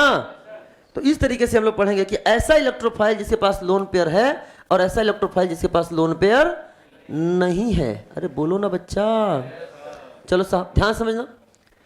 तो इसको हम लोग बोलेंगे, ये जो कहलाएगा, this is called as classical carbocation mechanism, जिसे हम लोग शॉर्ट फॉर्म में क्या बोलेंगे बेटा, CC, क्लासिकल कार्बोकेटायन मैकेनिज्म। यानी ऐसा इलेक्ट्रोफाइल जिसके पास लोन पेयर नहीं होगा, क्लासिकल कार्बोकेटायन मैकेनिज्म, और जिसके पास लोन पेयर होगा उसे अपन बोलेंगे नॉन क्लासिकल कार्बोकेटायन मैकेनिज्म। ठीक है बेटा, लिख लो क्लासिकल कार्बोकेटायन मैकेनिज्म।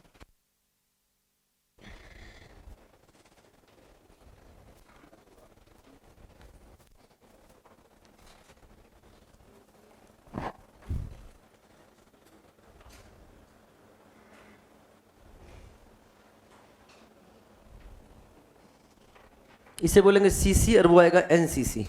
अरे बोलो, चलिए अब हटा दो ये सब। चल बेटा अब ध्यान समझना। जैसे हम लोग रिएक्शन पढ़ने जा रहे हैं CH3 CH double bond CH2, ये आपके सामने लिया मैंने ENU, क्या है ये? रिएजेंट है, इलेक्ट्रोफाइल न्यूक्लियोफाइल। यहां पर हम ले लिया CCl4 जो किसको रिप्रेजेंट करता है? NPS। NPS का मतलब क्या हो गया? Non polar solvent. यहां पे जो हम प्रोडक्ट बनाने जा रहे हैं CH3 CH CH2, यहाँ आएगा E, यहाँ आएगा NU, और ये हमारा क्या बनने जा रहा है? This is the major product. ये मैंने एक रिएक्शन लिखा है और इसको अब हम लोग डिस्कस करने जा रहे हैं। तो आइए सबसे पहले इसकी मैकेनिज्म पर चर्चा करते हैं। मैकेनिज्म, जो मैकेनिज्म हम पढ़ने जा रहे हैं वो कौन सी मैकेनिज्म है बेटा? बोलो। That is ionic mechanism. Ionic mechanism है। सुनना बेटा मेरी बात को ध्यान से, समझना सारी चीजों को। CH3 CH double bond CH2, ये एक एल्कीन है और यहां पर हमने आपके सामने लिख दिया है, ये हमारे सामने रिएजेंट है। कभी भी रिएक्शन मैकेनिज्म में अगर बहुत इजीपन लेके आना हो, चीजों को अच्छे से समझना हो, तो हमें सबसे पहले इस पर ध्यान देना होता है कि जो हमारा सबस्ट्रेट है उसका नेचर क्या है। हम आपको इस पर पहले भी इलेक्ट्रोफाइल न्यूक्लियोफाइल पढ़ा रहे थे तो हमने इस पर डिस्कशन करी थी आपसे। हमारे सबस्ट्रेट का नेचर क्या है? मतलब सर सबस्ट्रेट का इलेक्ट्रोफाइल है या सबस्ट्रेट का नेचर न्यूक्लियोफाइल है? इलेक्ट्रोफिलिक है कि न्यूक्लियोफिलिक है? हमें पता है ये एल्कीन है, पाई इलेक्ट्रॉन डेंसिटी है, पाई इलेक्ट्रॉन है, इसके लूज पाई इलेक्ट्रॉन ही रिएक्शन में यूज होने वाले हैं, यानी ये किस तरह से बिहेव करने वाला है? ये आपका न्यूक्लियोफाइल की तरह बिहेव करेगा। और अगर आपका ये न्यूक्लियोफाइल की तरह बिहेव करेगा तो रिएजेंट का पहला पार्ट जो उसके साथ आके जुड़ेगा वो कौन सा होगा? इलेक्ट्रोफाइल। हम अपने इजी बनाने के लिए इसके बॉन्ड को तोड़ देंगे ऐसे यहां से, और यहां से हमने क्या निकाल लिया अपने काम की चीज? वो क्या है? इलेक्ट्रोफाइल। लेकिन ऐसा होता नहीं है। नहीं नहीं नहीं, होता क्या है कि ये पाई उसके आने से कुछ कुछ होता है, उसके ना आने से कुछ ना होता है। इलेक्ट्रोमेरिक इफेक्ट, क्या हमने इसकी चर्चा करी थी आपसे? इलेक्ट्रोमेरिक इफेक्ट, उसके आने से हलचल हुआ, पाई इलेक्ट्रॉन में हलचल हुआ, वो पास आया, चूंकि ये क्या है? न्यूक्लियोफिलिक सेंटर है, न्यूक्लियोफाइल की तरह बिहेव करना आ गया, इसलिए इसका ओरिएंटेशन ENU कुछ इस तरह से आ जाता है। ओरिएंट ऐसे इसका ओरिएंटेशन हो जाता है। ये वाला पोर्शन कैसा होता है? पॉजिटिव। ये वाला कैसा होता है? निगेटिव। और यहां पर एक सिग्मा कॉम्प्लेक्स का फॉर्मेशन कर लेता है। किसका कर लेता है? Sigma complex. उसके बाद ये जो पाई इलेक्ट्रॉन हैं वो पोलराइज होते हैं यहां पर इलेक्ट्रोफाइल पे, और बेटा ध्यान से ये बॉन्ड कैसा होता है? ब्रेक हो जाता है। ये रियल मैकेनिज्म है। कैसी मैकेनिज्म बेटा? रियल। लेकिन हम ऐसे करेंगे बार बार तो हम इसी में फंस के रह जाएंगे। तो हम हमेशा अपने इजीपन के लिए क्या करेंगे? इसको तोड़ देंगे, इलेक्ट्रोफाइल और न्यूक्लियोफाइल। जो हमको चाहिए वो पहले हम ले लेंगे, क्योंकि ये क्या है? न्यूक्लियोफाइल, इसमें हमें क्या चाहिए? इलेक्ट्रोफाइल। अब जब ये E लगेगा, इस तरह से जुड़ता है, तो E के यहां पे भी जुड़ने के चांस हो जाते हैं, इस सेंटर पे भी, और E के यहां पे जुड़ने के चांस हो जाते हैं, इस सेंटर पे भी, कहीं पे भी जुड़ सकता है। लेकिन E वहीं जुड़ेगा जिसके जुड़ने के बाद बनने वाला कार्बोकैटायन ज्यादा स्टेबल हो। तो ये तो होता है, लेकिन हम इस प्रोसीजर से नहीं जा रहे, हम अपने प्रोसीजर जा रहे हैं जिससे क्वेश्चन आसान बनेगा। हमने मान लो इस बॉन्ड को ऐसे ब्रेक कर दिया।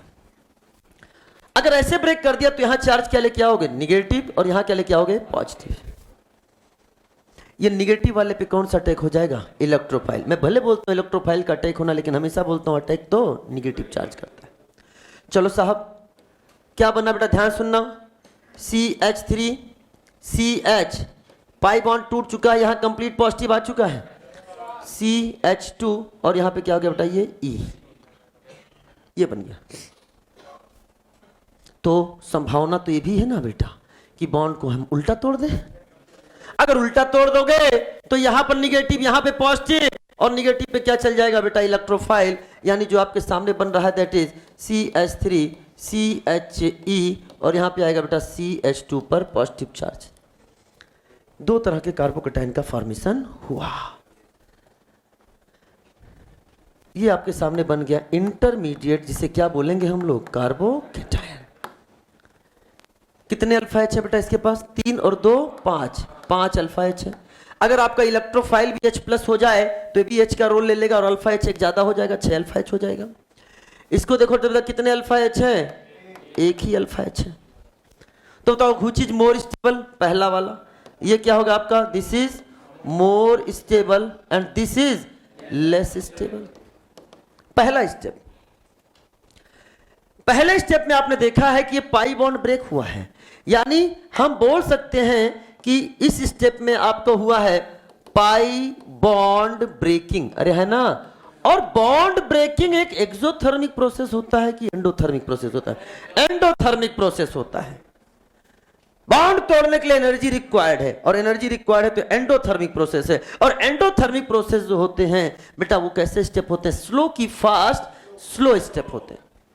इसलिए पहला स्टेप जो है इसका कैसा स्टेप है, स्लो स्टेप है, जिसे हम लोग क्या बोलेंगे, आरडीएस, आरडीएक्स नहीं, आरडीएस, रेट डिटरमाइनिंग स्टेप। यानी first step is RDS and that is a formation of क्या, बोलो बोलो, कार्बोकेटाइन। पहला स्टेप। नाउ ध्यान से देखना, अगले में यहां पर पिक्चर में कौन सा आ चुका है, न्यूक्लियोफाइल। क्या आ चुका है, न्यूक्लियोफाइल। आप खुद समझ सकते हो ये न्यूक्लियोफाइल था, इसलिए इसका अटैक किसका हुआ, इलेक्ट्रोफाइल का। अब कार्बोकेटाइन बन चुका है, कार्बोकेटाइन खुद में क्या होता है, इलेक्ट्रोफाइल। तो अब अटैक किसका होने जा रहा है, न्यूक्लियोफाइल। न्यूक्लियोफाइल न्यूक्लियोफाइल को मत भिड़ा देना, इलेक्ट्रोफाइल इलेक्ट्रोफाइल को नहीं भिड़ा देना, इलेक्ट्रोफाइल को न्यूक्लियोफाइल से और न्यूक्लियोफाइल को इलेक्ट्रोफाइल से ही भिड़ाना है। क्या मेरी बात समझ में आया। चूंकि इस स्टेप में देख सकते हो कंप्लीट पॉजिटिव और कंप्लीट नेगेटिव बन चुके हैं, तो फिर इनका रिएक्शन स्लो होगा कि फास्ट होगा, फास्ट। ये स्टेप आपका कैसा हो गया, this is the fast step, this is the fast step. और यहां पर देख सकते हैं आप CH3 CH2E और यहां पे बेटा क्या है, ये आपके सामने हो गया NU। यहां पे देखिए बेटा CH3 CHE और यहां पे क्या बेटा क्या होगा, CH2, यहां पे आ गया NU। मोर स्टेबल कार्बोकेटाइन से बनने वाला प्रोडक्ट कहलाता है कैसा प्रोडक्ट, मेजर। और लेस स्टेबल से बनने वाला क्या कहलाता है, माइनर। तो यहां पे मैंने तो मेजर और माइनर दोनों बना दिए हैं, लेकिन एग्जाम में जब आएगा तो आपको रिपोर्ट क्या करना होगा, मेजर। हां अगर वो पूछेगा कि नहीं ऑल पॉसिबल प्रोडक्ट बनाओ, तो फिर आपको मेजर और माइनर सब देखना।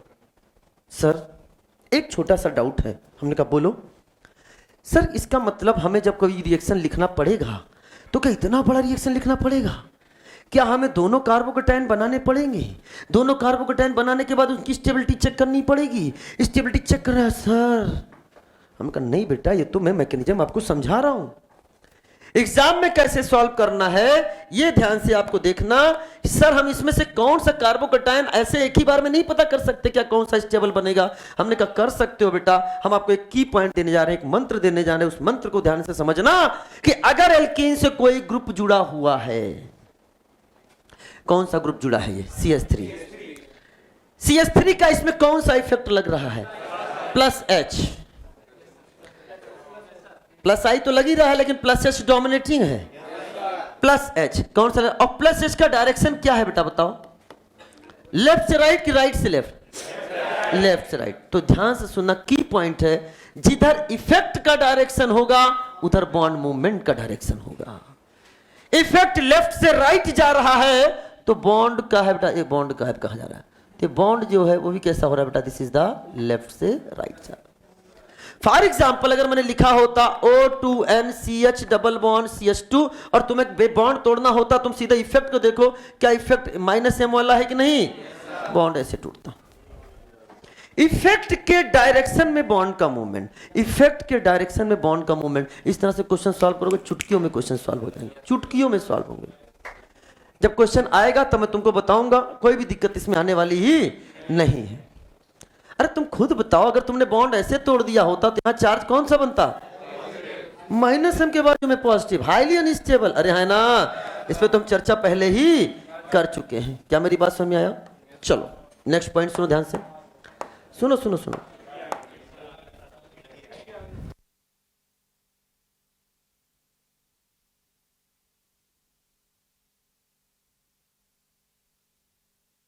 तो अब बताओ, ध्यान से सुनो, क्या क्या पॉइंट है, पॉइंट को रिकलेक्ट करते हैं बेटा। अरे अभी तो सुनो, अभी तुम्हारे मन से कितनी सारी ऐसी चीजें खत्म होने वाली हैं जो एकदम तुम बस पढ़ लिया है तुमने, अभी समझ में आएगा, कचरा निकलेगा, आज सफाई होगी। कुछ points. Point number 1, first step is RDS. First step is RDS, that is rate determining step, that is formation of carbocation. Formation of carbocation is a RDS of this reaction. Number 2, best solvent for EAR is non-polar solvent. Best solvent is non-polar solvent. कैसे बेटा, ध्यान सुनना। non-polar, अच्छा reaction हवा में नहीं होती, उसके लिए फेज की जरूरत होती है, किसी ना किसी फेज, किसी से मीडियम में रिएक्शन कराओगे आप, तो एक ऐसा मीडियम लो, क्योंकि यहां कौन अटैक कर रहा है, फिर न्यूक्लियोफाइल। अगर तुमने पोलर सॉल्वेंट ले लिया तो पोलर सॉल्वेंट क्या कर देगा, इसका सॉल्वेशन कर देगा, और इसका सॉल्वेशन कर देगा तो न्यूक्लियोफाइल को आसानी से अटैक करने नहीं देगा। इसलिए एक ऐसा सॉल्वेंट लो जो न्यूक्लियोफाइल या जो यहां रिएजेंट को क्या करे, कोई भी फर्क ना पहुंचाए और आराम से रिएक्शन उनको करने दे। तो इसके लिए क्या है, हमें इनर्ट सॉल्वेंट लेना पड़ेगा, नहीं तो क्या, नॉन पोलर सॉल्वेंट।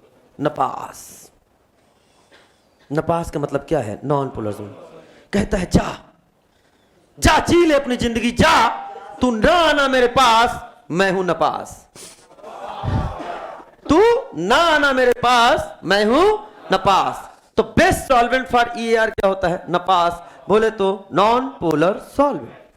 नंबर 3, चूंकि इंटरमीडिएट कार्बोकेटायन बन रहा है, और जब इंटरमीडिएट कार्बोकेटायन बनता है, डियर स्टूडेंट ध्यान सुनना, इंटरमीडिएट कार्बोकेटायन बनता है तो उसमें एक फिनोमेना होती है जिसे अपन बोलते हैं रीअरेंजमेंट। अगर उसमें रीअरेंजमेंट करके मोर स्टेबल कार्बोकेटायन बनने के चांसेस होंगे तो कार्बोकेटायन में रीअरेंजमेंट में भी पॉसिबल, यानी इंटरमीडिएट कार्बोकेटायन हेंस रीअरेंजमेंट में भी possible if formed carbocation is more stable then previous. Stability बढ़ाने वाले अपने कंपोनेंट हो सकते हैं, चाहे हाइपर कॉन्जुगेशन से हो सकता है, चाहे रेजोनेंस से हो सकता है, चाहे बाइक बॉन्डिंग से हो सकता है, चाहे एरोमेटिसिटी से हो सकता है, किसी से हो सकता है। क्या मेरी बात समझ में आ रही कि नहीं आ रही है?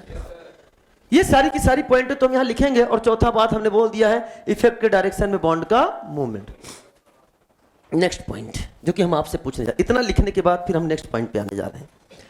अब हम आपसे पूछने जा रहे हैं डियर स्टूडेंट्स, जब ये सारी की सारी चीजें हम पढ़ चुके होंगे तब आएगा रिएक्टिविटी और रेट फॉर ईएआर। क्या आएगा बेटा?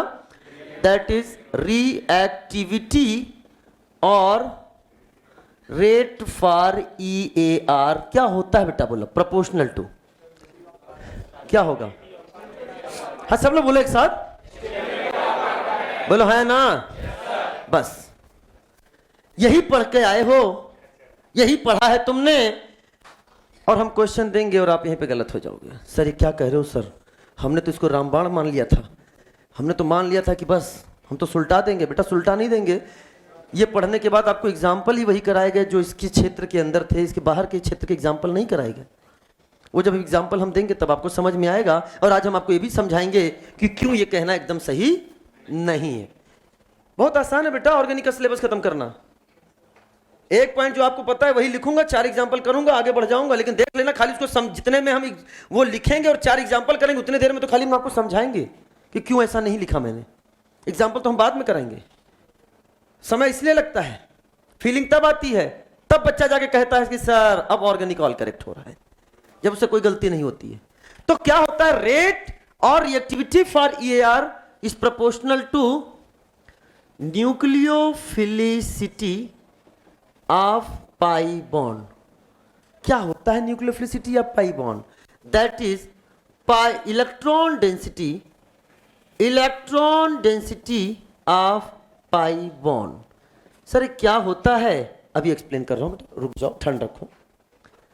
फिर हम बात करेंगे जो आपने बड़े प्यार से बोला था, क्या? स्टेबिलिटी ऑफ कार्बोकेटाइन, जो कि क्या है यहां पर? एक इंटरमीडिएट। मेरी बात बहुत ध्यान से समझना dear student. Sir can you explain what is the nucleophilicity? आपने सर क्यों स्टेबिलिटी ऑफ कार्बोकेटाइन की पहले बात नहीं करी? हमने कहा मैकेनिज्म तुम्हारे सामने है। इलेक्ट्रॉन इलेक्ट्रोफाइल एल्कीन से जुड़ रहा है। अच्छा, मेरे प्रश्न का एक जवाब देना, पहले इलेक्ट्रोफाइल जुड़ता है कि पहले ही कार्बोकैटायन बन जाता है? पहले इलेक्ट्रोफाइल आके जुड़ता है, उसके बाद कार्बोकैटायन बनता है। रिएक्टिविटी का मतलब यह नहीं है कार्बोकैटायन का बनना। रिएक्टिविटी का मतलब यह होता है the approach of electrophile towards alkene. क्या बोला बेटा?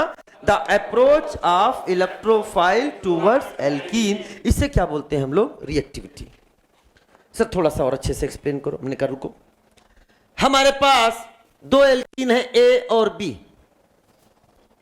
यहां पर भी क्या है बेटा? इलेक्ट्रोफाइल। यहां पर भी है इलेक्ट्रोफाइल। इस पे अप्रोच करना है। ए वाले एल्कीन की इलेक्ट्रॉन डेंसिटी ज्यादा है, बी वाले एल्कीन की इलेक्ट्रॉन डेंसिटी कम है। कैसे? अभी मैं एक्सप्लेन करूंगा। बताओ, इलेक्ट्रोफाइल ये ए वाले के पास तेजी से भागेगा कि ये बी वाले के साथ तेजी से भागेगा? ए वाला ये तेजी से भागेगा और ये धीरे धीरे, ये धीरे धीरे। अरे बात तो सुनो, रिएजेंट की आंखें नहीं होती, देख नहीं सकता, वो आकर्षण से बस खींचा चला जाता है। सामने इलेक्ट्रॉन डेंसिटी ज्यादा, I don't know, electrophile don't know कि वहां इलेक्ट्रॉन डेंसिटी ज्यादा है कि कम है। इलेक्ट्रॉन डेंसिटी ज्यादा, वो फील कर रहा है, वो खींचा चला गया, खींचा चला गया, खींचा चला गया। रिएक्टिविटी ज्यादा, रिएक्टिविटी ज्यादा। मेरी बात को समझो, रिएक्टिविटी ज्यादा, इलेक्ट्रॉन डेंसिटी कम है। जाने का मन ही नहीं कर रहा, जाने का मन ही नहीं कर रहा, जाने का मन ही नहीं कर रहा। अरे है ना, the approach of electrophile towards alkene, towards substrate is called क्या? The approach of electrophile towards alkene is called क्या? रिएक्टिविटी। सर इसको बढ़ाया घटाया कैसे जाता है? अरे भाई, यहां पर इसके साथ कोई इलेक्ट्रॉन डोनेटिंग ग्रुप लगा दोगे तो क्या इलेक्ट्रॉन डेंसिटी बढ़ जाएगा? और यहां से कोई इलेक्ट्रॉन विड्रॉइंग ग्रुप लगा दोगे तो क्या इलेक्ट्रॉन डेंसिटी कम हो जाएगा? ये इलेक्ट्रोफाइल है, ये एल्कीन है, तेजी से अप्रोच कर रहा है, रिएक्टिविटी ज्यादा। धीरे धीरे धीरे धीरे धीरे आ रहा है, reactivity come. The approach of electrophile towards alkene is called reactivity. कहां? कार्बोकैटायन। हां, आके जुड़ गया तब कार्बोकैटायन बनेगा। समझ में आया? तो सर आप कहने का मतलब यह है कि इलेक्ट्रॉन डेंसिटी जिस पाई बॉन्ड की ज्यादा होगी उसकी रिएक्टिविटी ज्यादा होगी। तो सर हम कैसे बढ़ाएंगे? हमने कहा बहुत आसान है, proportional two electron donating group inversely proportional two electron withdrawing group. जब न्यूक्लियोफिलिसिटी सेम हो जाए, फॉर एग्जांपल एल्कीन है, अल्फा एक्स से देख रहे हैं, अल्फा एक्स सेम हो गया, तब फिर हम क्या देखेंगे? Stability of carbocations. तब देखेंगे स्टेबिलिटी ऑफ कार्बोकैटायंस। क्या इतनी मेरी बात समझ में आ रही है? बट फिर भी कुछ ऐसे एग्जांपल्स हैं जहां स्टेबिलिटी ऑफ कार्बोकैटायन से ही आंसर आता है, लेकिन सबसे अच्छी बात है वो आपके सिलेबस में नहीं है। तो हमें सीधे क्या बात करना है? Nucleophilicity of pi bond. क्या आप मेरी बात समझ में आ रही है कि नहीं आ रही है? कुछ फील आया? पढ़ा था पहले आपने ये चीज? इतनी देर में तो जानते हो, जितनी देर में समझाया है, स्टेबिलिटी ऑफ कार्बोकैटायन भी हो जाता है और 4 एग्जांपल भी हो जाते हैं और अगला टॉपिक भी शुरू हो जाता है और कोर्स भी खत्म हो जाता है, तुम भी खत्म हो जाता है। सिंपल सी बात। नहीं, बात गलत कह रहा हूं तो बोलो। तो ऐसे नहीं ऑर्गेनिक आती है, ऑर्गेनिक टाइम मांगता है, लेकिन एक बार आ गई तो फिर जाती नहीं है। बना ली।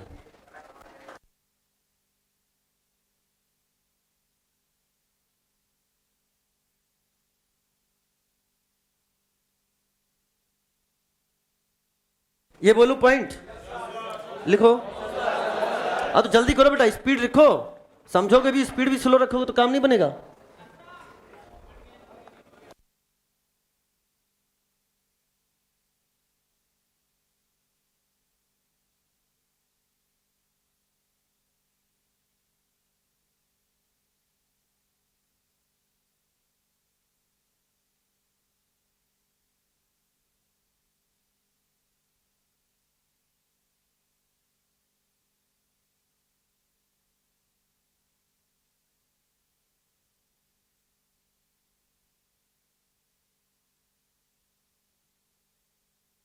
लिख लिया?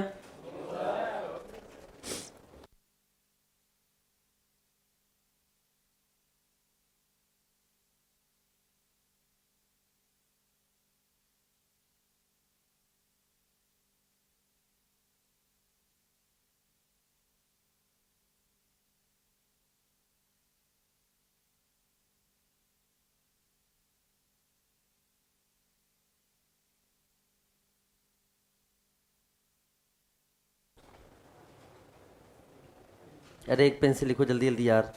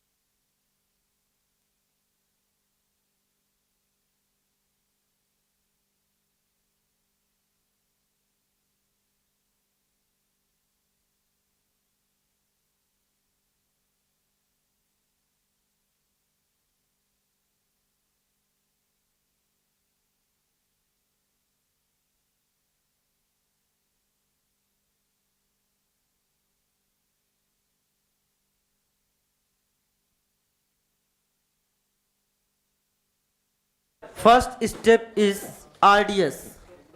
First step is RDS. यहां लिखो बेटा, कहां लिखोगे? यहां लिखोगे। First step is RDS. Bracket में लिखना that is formation of carbocation. That is formation of carbocation. First step is RDS, that is formation of carbocation. Next point, best solvent for EAR, best solvent for EAR is NPS। बोले तो national pension scheme नहीं है ये। हाँ, non polar solvent पूरा लिख देना। Best solvent for EAR is NPS, non polar solvent. Example CCl4, CCl4, carbon disulphide CS2, CS2 etcetera etcetera. Next, intermediate is carbocation. Intermediate is carbocation. Intermediate is carbocation. So rearrangement may be possible. So rearrangement may be possible। Bracket में जरूर लिखना ऐसे RMBP। आगे से हम लोग इसी को लिखेंगे, जहां पे लिखना होगा रीअरेंज में भी पॉसिबल, शॉर्ट में लिख देंगे RMBP। Intermediate is carbocation, so rearrangement में बी पॉसिबल। ब्रैकेट में लिखिएगा RMBP, ब्रैकेट बंद। If formed carbocation, if formed carbocation is more stable, if formed carbocation is more stable than previous, if formed carbocation is more stable than previous, वो अपने शब्दों में लिख देना। इफेक्ट के डायरेक्शन में बॉन्ड का मूवमेंट, वो मैंने आपको बता ही दिया है। उसके बाद ये लिख लेना, ठीक है ना।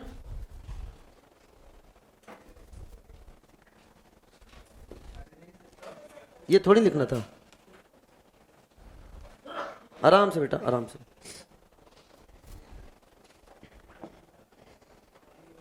कल एक YouTube पे वीडियो डाला था, आप लोगों ने शायद देखा हो किसी ने, किंग जॉर्ज वाला। उसमें आपको मिला होगा पास्ता मैन।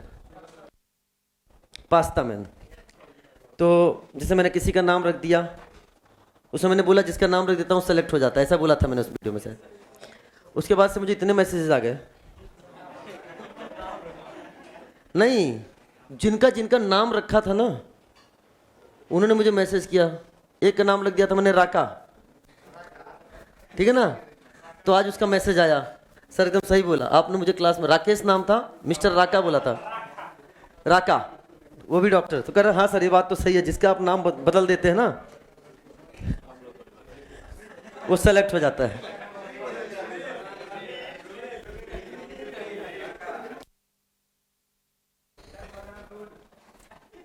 चलो क्वेश्चन लिखो।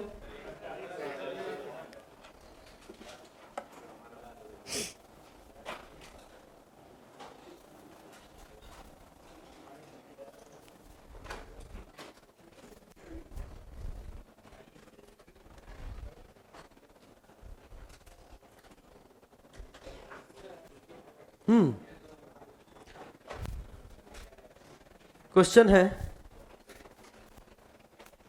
तुमसे बोला ना जाना, तुम लोग 7 जन्म तक लिखते ही रहोगे, और कई तो लिख चुके हैं, दोबारा रिपीट कर रहे हैं, हम लिखते रहेंगे लिखते रहेंगे लिखते रहेंगे लिखते रहेंगे लिखते रहेंगे, रिवीजन होता रहेगा। Arrange in reactivity order towards EAR. Arrange in reactivity order towards EAR.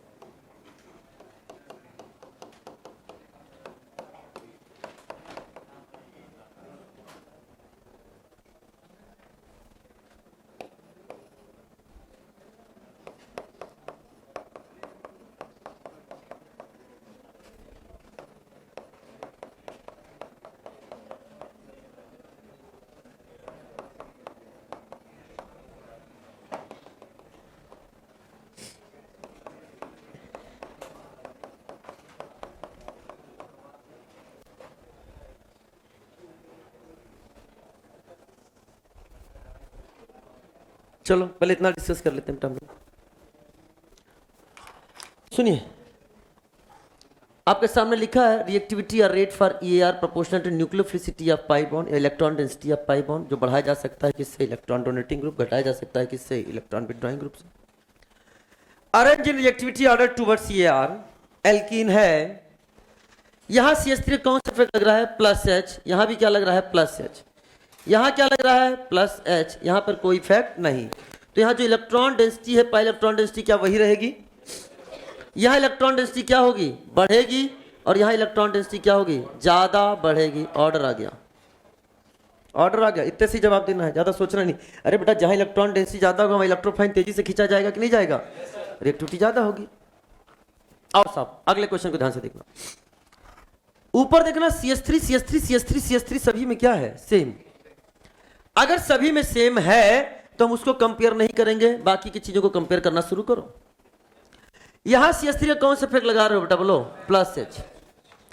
यहां OCH3 है, कौन सा इफेक्ट लगेगा, प्लस M, प्लस M लगेगा। लोन पेयर है, कॉन्जुगेशन में है, यहां क्या है बेटा, यहां पे लोन पेयर, क्या लगेगा बेटा, प्लस M, यहां क्या लगेगा, माइनस। ये मैंने आपके सामने लिख दिया, this is the A, this is the B, this is the C and this is the D। दोनों प्लस M है, किसका प्लस M ज्यादा होगा, क्यों रे, En कम है, तो क्या इसका प्लस M मैक्सिमम कर दूं कि नहीं कर दूं बेटा। तो यहां पर इलेक्ट्रॉन डेंसिटी क्या हो रही है बेटा, बढ़ रही है प्लस H से। प्लस एम से इलेक्ट्रॉन डेंसिटी और ज़्यादा बढ़ेगी, ये प्लस एम और भी ज़्यादा, इससे और भी ज़्यादा बढ़ेगी, और माइनस एम से इलेक्ट्रॉन डेंसिटी क्या होगी, कम होगी। तो बताओ ऑर्डर क्या हो जाएगा, सबसे आगे क्या होगा सी, सी के बाद क्या होगा बी, के बाद क्या होगा ए के बाद क्या होगा डी। इसी क्वेश्चन को एग्जाम में दूंगा और थोड़ा सा मजाक करूंगा और आप गलत करके आ जाओगे। पूछो कैसे। हम क्या करेंगे, इसके बीच में एक कार्बन और ऐड कर देंगे, कार्बन और ऑक्सीजन के बीच में, और वो भी बॉन्ड लाइन नोटेशन के रूप में, और आसानी से जैसे ही करेंगे तो जो इसका प्लस एम है वो अब माइनस आई में चेंज हो जाएगा, क्योंकि अब वो कॉन्जुगेशन में नहीं रहेगा। क्या मेरी बात समझ में आ रहा है? तो ये सब चीज आपको ध्यान से देखना है। अगला एग्जांपल देखो, NO2 का कौन सा इफेक्ट लगा रहा हो बेटा, माइनस है। Cl का क्या लगाओगे, माइनस आई, डोमिनेटिंग क्या है इसका, माइनस आई। OCH3 क्या लगाओगे बेटा, प्लस एम, और CH3 क्या लगाओगे, प्लस एच। तो यहां इलेक्ट्रॉन डेंसिटी क्या हो रही है, बढ़ रही है। यहां इलेक्ट्रॉन डेंसिटी क्या आ रही है, बढ़ रही है, बढ़ रही है। यहां इलेक्ट्रॉन डेंसिटी कम हो रही है, यहां इलेक्ट्रॉन डेंसिटी कम हो रही है, कम हो रही है। तो सबसे आगे किसको करोगे बेटा, बताओ। सबसे आगे तुमने कर दिया सी, सी के बाद क्या करोगे, सी के बाद डी, डी के बाद बी, और बी के बाद क्या जाएगा, ए। क्या समझ में आ रहा है कि नहीं आ रहा है? यहां तक कोई डाउट की? पहले जल्दी से लिखो इतना।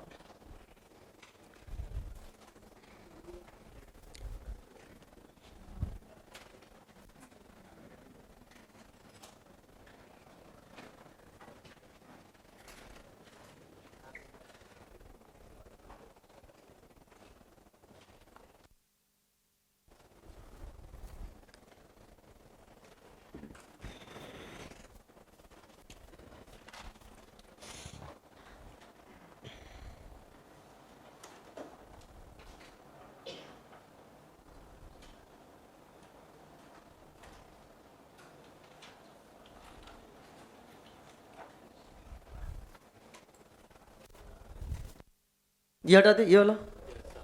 हाँ, आज कम से कम EAR का क्या हो जाए, इंट्रोडक्शन बेटा, समाप्ति इतना आसान नहीं है EAR का। ये बहुत बड़ा पोर्शन है EAR, एल्कीन और एल्काइन के बहुत सारे रिएक्शंस जो हैं।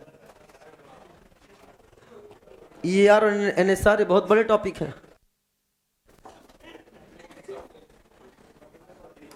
आज तो खाली इंट्रोडक्शन होगा, फिर अगले क्लास में कार्बोकैटायन रीअरेंजमेंट होगा, फिर रिएक्शन स्टार्ट होगा।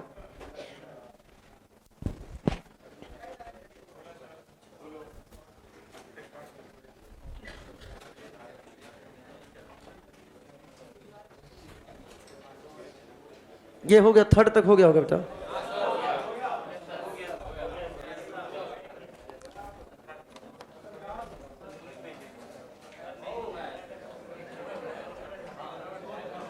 RDS ना बने बेटा।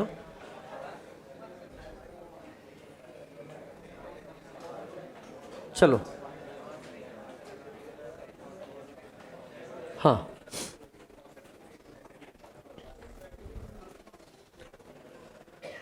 डियर स्टूडेंट्स, CH3 का कौन सा इफेक्ट लगाओगे, प्लस एच। बहुत से जवाब दे रहे हो, सब तो आपको आता है, प्लस एच। OCH3 का क्या लगाओगे, प्लस एम लगाओगे। पीएच का क्या लगाओगे, प्लस एम, प्लस एम। बहुत आसान होता है मेरे लिए, इस ऑप्शन को हटा दो, एक्सप्लेन करना नहीं होता, तुरंत हम बढ़ जाते आगे। लेकिन सुनो मेरी बात ध्यान से।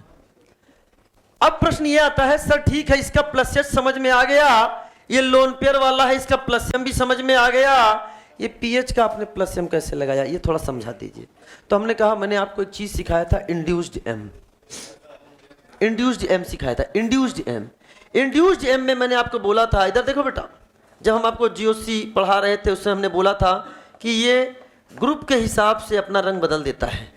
फॉर एग्जाम्पल, मैं आपके सामने दो ऑप्शन रख रहा हूं, CH2 plus and CH2 minus. यहां पर अगर आप देखोगे तो क्या रेजोनेटिव स्ट्रक्चर ऐसे ड्रॉ करोगे कि नहीं करोगे? तो इस बेंजीन का कौन सा इफेक्ट लग रहा है, प्लस एम, बेंजीन रिंग का। यहां पर क्या है, ऐसा इलेक्ट्रॉन लेता हुआ नजर आ रहा है, बोलो। यहां कौन सा नजर आ गया, माइनस। इसी को तो बोला था हमने, क्या, इंड्यूस्ड एम। जिस तरह से ग्रुप लगा होता है उसके हिसाब से काम करता है। अरे बोलो, वहां पे भी मैंने ग्रुप लगा के आपको समझाया था। तो यानी ये प्लस एम की तरह भी बिहेव कर सकता है, माइनस एम की तरह भी बिहेव कर सकता है। तो सर यहां किस तरह से बिहेव करूं? हाँ, प्लस एम। क्यों? क्योंकि यहां इंटरमीडिएट क्या बन रहा है? कार्बोकेटाइन। और जब कार्बोकेटाइन इंटरमीडिएट बन रहा है तो बेटा वो किस तरह से पॉजिटिव चार्ज यहां बनेगा कि नहीं बनेगा बेटा? तो इसको स्टेबलाइज करेगा। तो यहां पे किस तरह से बिहेव करेगा? Plus M. तो आज के बाद सीख लो, आज के बाद सीख लो कि अगर बेंजीन से पाई बॉन्डेड सिस्टम ये जुड़ा हुआ है। कैसा जुड़ा है? पाई बॉन्डेड सिस्टम जुड़ा हुआ है। CS जिससे लिखा CH डबल बॉन्ड CH2, तो इसका कौन सा इफेक्ट लगाओगे बेटा? Plus M. चलो सर, आपने बड़ी आसानी से समझा दिया, लेकिन एक चीज तो समझाओ। उनका बोलो सर दोनों प्लस एम वाले हैं, किसका प्लस एम ज्यादा होगा? हमने कहा यहां का प्लस एम लोन पेयर के डिलोकलाइजेशन से लग रहा है, यहां का प्लस एम पाई बॉन्ड के ब्रेक करने के बाद लग रहा है। तुम खुद बता दो किसका प्लस एम ज्यादा होगा? इसका ज्यादा होगा, आसानी से डिलोकलाइज है। बोलो ना, तो इसका प्लस एम क्या हो गया? मैक्सिमम। तो यहां पे इलेक्ट्रॉन डेंसिटी बढ़ेगा, इलेक्ट्रॉन डेंसिटी बढ़ेगा, इलेक्ट्रॉन डेंसिटी बढ़ेगा। क्या ऑर्डर समझ में आया कि नहीं आया? बेहतरीन प्रश्न है सारे सब। मैंने कहा ना बेहतरीन प्रश्न है। इतनी देर में तो तुम ER के 3-4 रिएक्शन खत्म कर चुके होते। पाई बॉन्ड बना ले, मॉलिक्यूल मर जाएगा और तू सुलट जाएगा। एग्जाम्पल नंबर 5 जो कि ओपिनियन पोल होगा।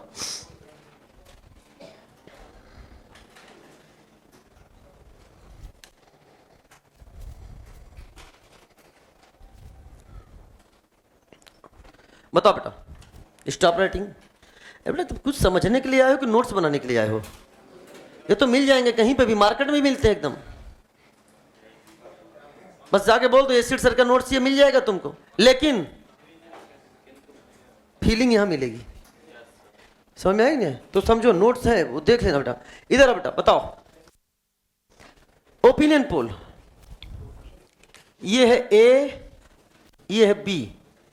Which is more reactive? A वाले हाथ उठाओ और B वाले हाथ उठाओ। सबसे पहले कितने लोग कह रहे हैं A is more reactive, B is more reactive? ऐसे खूब लंबा सा हाथ। Very good. लगभग 90% जनता जो गई है वो किसके साथ गई है? एक साथ चिल्लाओ, मैं नहीं बोलना चाहता हूं। किसके साथ गई है? देखो पूरा हिंदुस्तान सुन रहे हैं कि पूरा 90% जनता किसके साथ गई है? B के साथ। और यही बात है, ऑर्गेनिक पढ़ाने से आती है, भगाने से नहीं आती है।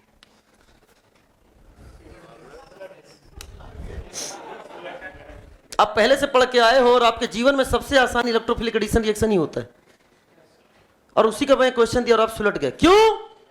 क्योंकि आपने बोला reactivity proportional to stability of carbocation. और हमने आपसे बोला था जब आपको स्टेबिलिटी ऑफ कार्बोकेटाइन पढ़ाया गया था तो ये एग्जाम्पल नहीं कराया गया था, क्योंकि अरे एग्जाम्पल करा देते तो फिर पढ़ाने वाले का तरीका बदल जाता। समझ में आ रहा है कि नहीं आ रहा है? हाँ, जितने एग्जाम्पल है वो सारे के सारे क्या हो रहे थे। आज देख लिया तुमने, तुम्हारा दोस्त पूरी क्लास ने, लगभग पूरी क्लास ने किसके साथ गए? B के साथ। एग्जाम में आएगा गलत नहीं कर दोगे क्या? गलत कर दोगे। अब तुम्हें समझ में आएगा ठीक से कि रिएक्टिविटी जो है that is approach of electrophile towards alkene. Cl का डोमिनेटिंग इफेक्ट कौन सा लगता है बच्चा? -I। -I से इलेक्ट्रॉन डेंसिटी क्या हो रहा है? कम हो रहा है। आंसर अपने आप आ गया आंसर। यहां इलेक्ट्रॉन डेंसिटी जो बनी है वो वही की वही बनी हुई है। अरे बोलो, क्या -I से इलेक्ट्रॉन डेंसिटी कम हो गया कि नहीं हो गया? तो रिएक्टिविटी इसका ज्यादा हो गया। अरे अब तो कितने को समझ में आ गया? अब तो बताओ। बात ये नहीं है कि तुम्हें क्या आ रहा है नहीं आ रहा, बात यह है कि हाँ अब से आ रहा है, अब से आ रहा है। अब मेरी बात ध्यान से समझना, मेरी बात ध्यान से समझना।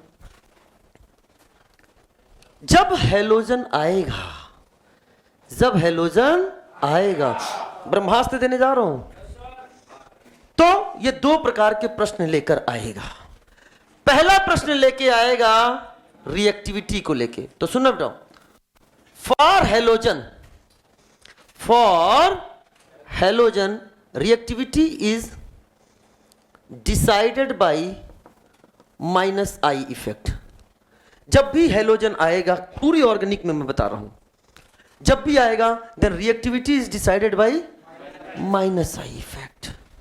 बट प्रोडक्ट और ओरिएंटेशन ऑफ प्रोडक्ट, एनसीईआरटी में लिखा है सारी चीजें. Product is decided by plus M effect. Decided by plus M effect. Sir थोड़ा सा प्लीज सर इलॉबरेट कर दीजिए. हाँ मैं बता रहा हूं ना बेटा, मैं हूं ना, मैं बिना सिखाए आगे नहीं बढ़ूंगा. इलेक्ट्रोफाइल की आंखें नहीं होती, वो देख नहीं सकता, वो खींचा चला जाता है. उसके पास इथीन भी है, दैट इज इथाइलिन भी है, और दूसरा विनाइल क्लोराइड भी है. खींचा चला गया. विनाइल क्लोराइड उसको तेजी से नहीं खींच पा रहा है. क्यों रे? क्योंकि यहां इलेक्ट्रॉन डेंसिटी क्या है? कम. उसकी तुलना में यहां पहले पहुंचेगा तो इसकी रिएक्टिविटी ज्यादा है. लेकिन जब वो विनाइल क्लोराइड के पास पहुंचा, धीरे धीरे ही पहुंचा, कम रिएक्टिविटी में ही पहुंचा, जब वो पास पहुंचेगा तो पाई बॉन्ड में हलचल शुरू हो चुका है विनाइल क्लोराइड के. Electromeric effect. बॉन्ड टूटेगा. तो जब बॉन्ड टूटेगा, पाई बॉन्ड जब पोलराइज होगा, तो पाई बॉन्ड पोलराइज अपने हिसाब से होगा, रूल के हिसाब से होगा. सीएल के पास क्या यहां लोन पेयर है कि नहीं बेटा? बोलो. और लोन पेयर तो क्या इसका रेजोनेंस होगा कि नहीं होगा? और रेजोनेंस होने के कारण इसका कौन सा इफेक्ट लगेगा? Plus M. और प्लस एम होने के कारण बॉन्ड ऐसे टूटेगा. बॉन्ड जब ऐसे टूटेगा तो कार्बोकैटायन तो वही बनेगा जो ज्यादा स्टेबल कार्बोकैटायन होगा. और ज्यादा स्टेबल कार्बोकैटायन यही वाला बनेगा क्योंकि यहां पे बैक बॉन्डिंग है. कार्बोकैटायन बनना अलग बात है, अप्रोच अलग बात. इलेक्ट्रॉन डेंसिटी कम थी तो धीरे धीरे खींचा आ रहा था, तो उसकी रिएक्टिविटी क्या थी? कम थी. लेकिन जब इसको कार्बोकैटायन बनाने की बात आई तो इसने कहा भैया हमें कुछ इस तरह से कार्बोकैटायन बनाना है कि हमारी स्टेबिलिटी बढ़े. पॉजिटिव चार्ज यहां है, पॉजिटिव चार्ज यहां है, क्या यहां की स्टेबिलिटी ज्यादा होगी? हाँ यहां की स्टेबिलिटी ज्यादा होगी तो कार्बोकैटायन यहां बनेगा. यह क्यों बना है ऐसे? इसके प्लस एम इफेक्ट के कारण. अरे जब ये रेजोनेंस करेगा तो बॉन्ड ऐसे जब जाएगा तो ये ऐसे ही जाएगा ना. तो जब ये बॉन्ड टूटा है तो प्लस पॉजिटिव चार्ज यहां है कि नहीं आ रहा है? तो इसके प्लस एम इफेक्ट के कारण ये कार्बोकैटायन बनेगा. यानी इसके प्लस एम से क्या है? कार्बोकैटायन स्टेबलाइज हो रहा है क्या? क्या इसके बैक बॉन्डिंग से स्टेबलाइज हो रहा है क्या? तो यानी याद रखना, रिएक्टिविटी इज डिसाइडेड बाय, लेकिन product is decided by plus M. Product तो प्लस एम के अकॉर्डिंग ही बनेगा. कार्बोकैटायन तो यही वाला बनेगा. रिएक्टिविटी को हम इस कार्बोकैटायन से डिसाइड नहीं करेंगे. अरे बोलो ना यार, मास्टर की जान ले लो तुम. देख रहे हो कितना किस तरीके से मैं एक्सप्लेन करने की कोशिश कर रहा हूं. समझ में आया कि नहीं आया? Reactivity is decided by for halogen. याद रखो, reactivity is decided by product या orientation for halogen. Reactivity product, reactivity product. समझ में आया कि नहीं आया? इस तरीके से चीज समझ में आएंगे. बना लो. क्या कलर है? बना लो. ये लिख लिया था ये वाला. लिखो जल्दी. इसको हो गया था ना बेटा? ये थोड़ा फास्ट लिखो, ऐसे काम नहीं है. सब अड़ोसी पड़ोसी लिख चुके थे, वो सब लिख चुका है. उनकी कॉपी से लिखना.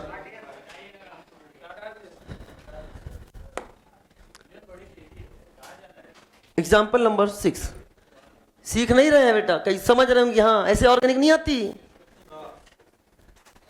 तुम मुझे टाइम दो, मैं तुम्हें ऑर्गेनिक कंसेप्ट दूंगा. सिंपल सी बात है. नहीं तो सिलेबस खत्म करना तो सबको आता है.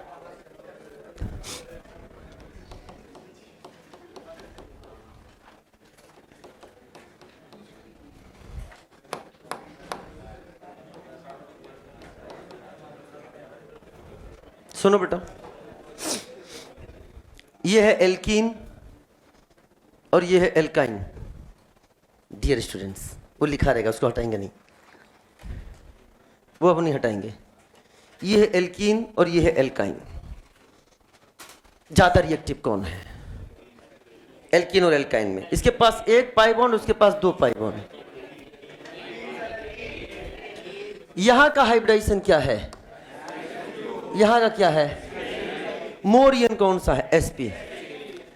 पाई इलेक्ट्रॉन जो है वो मोर यन पर क्या होंगे? आसानी से टूवर्ड्स इलेक्ट्रोफाइल उसके लिए अवेलेबल नहीं होंगे। मोर ईएन पर पाई इलेक्ट्रॉन डेंसिटी खींच के रखेगा, क्या रखेगा? खींच के, आसानी से वो नहीं देगा। तो अपन क्या बोल सकते हैं बेटा, बोलो अपन क्या? एक मिनट, पाई इलेक्ट्रॉन डेंसिटी का ज्यादा होना न्यूक्लियोफाइल को डिफाइन नहीं करता। न्यूक्लियोफिलिसिटी का मतलब ये नहीं होता कि तुम्हारे पास कितने पाई इलेक्ट्रॉन ज्यादा है।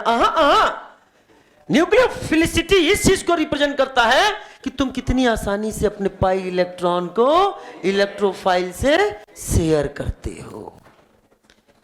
The ease of donation, the ease of sharing of pi electron for electrophile is called क्या? Nucleophilicity.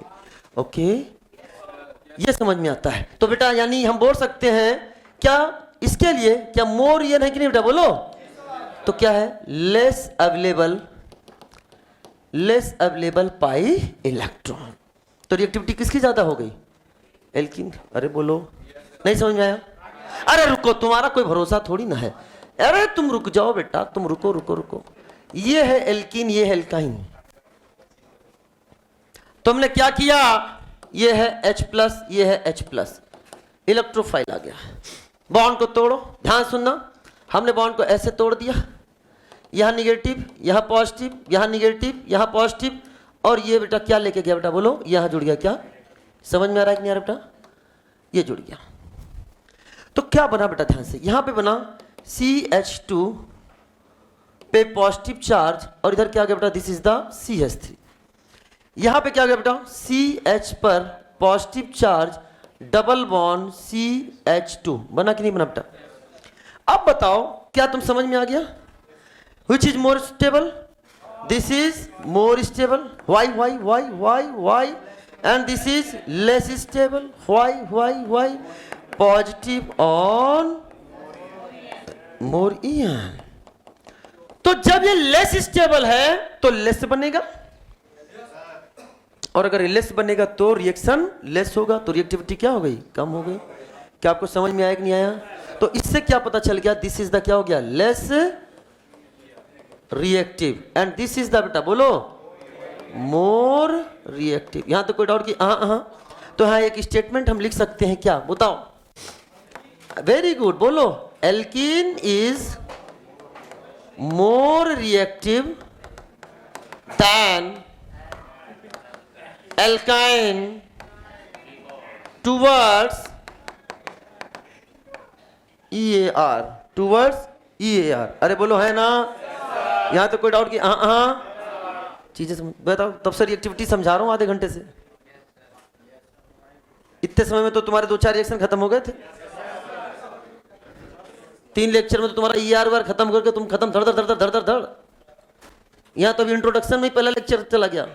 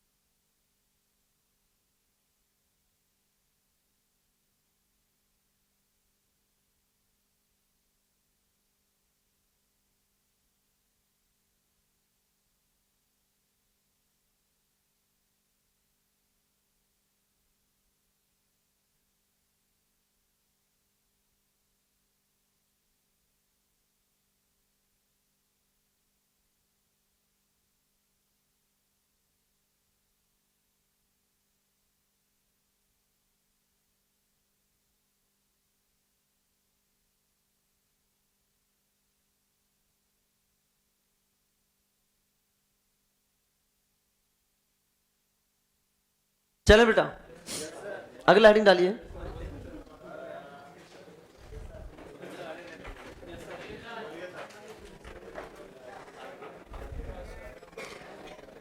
Carbocation rearrangement, carbocation rearrangement, carbocation rearrangement. अब कुछ पहले पॉइंट लिख लो इसमें, कार्बोकेटायन रीअरेंजमेंट। तो सबसे पहला पॉइंट आप लोग लिखेंगे, carbocation rearrangement occurs if more stable carbocation form.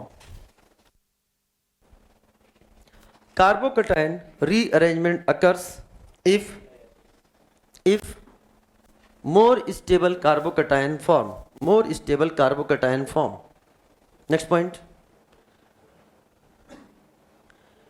It is not observed in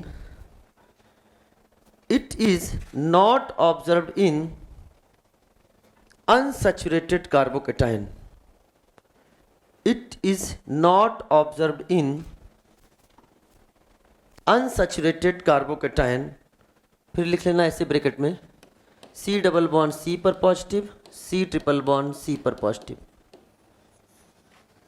It is not observed in unsaturated carbocation. C double bond C पर positive, C triple bond C पर positive. Next point, rearrangement may be possible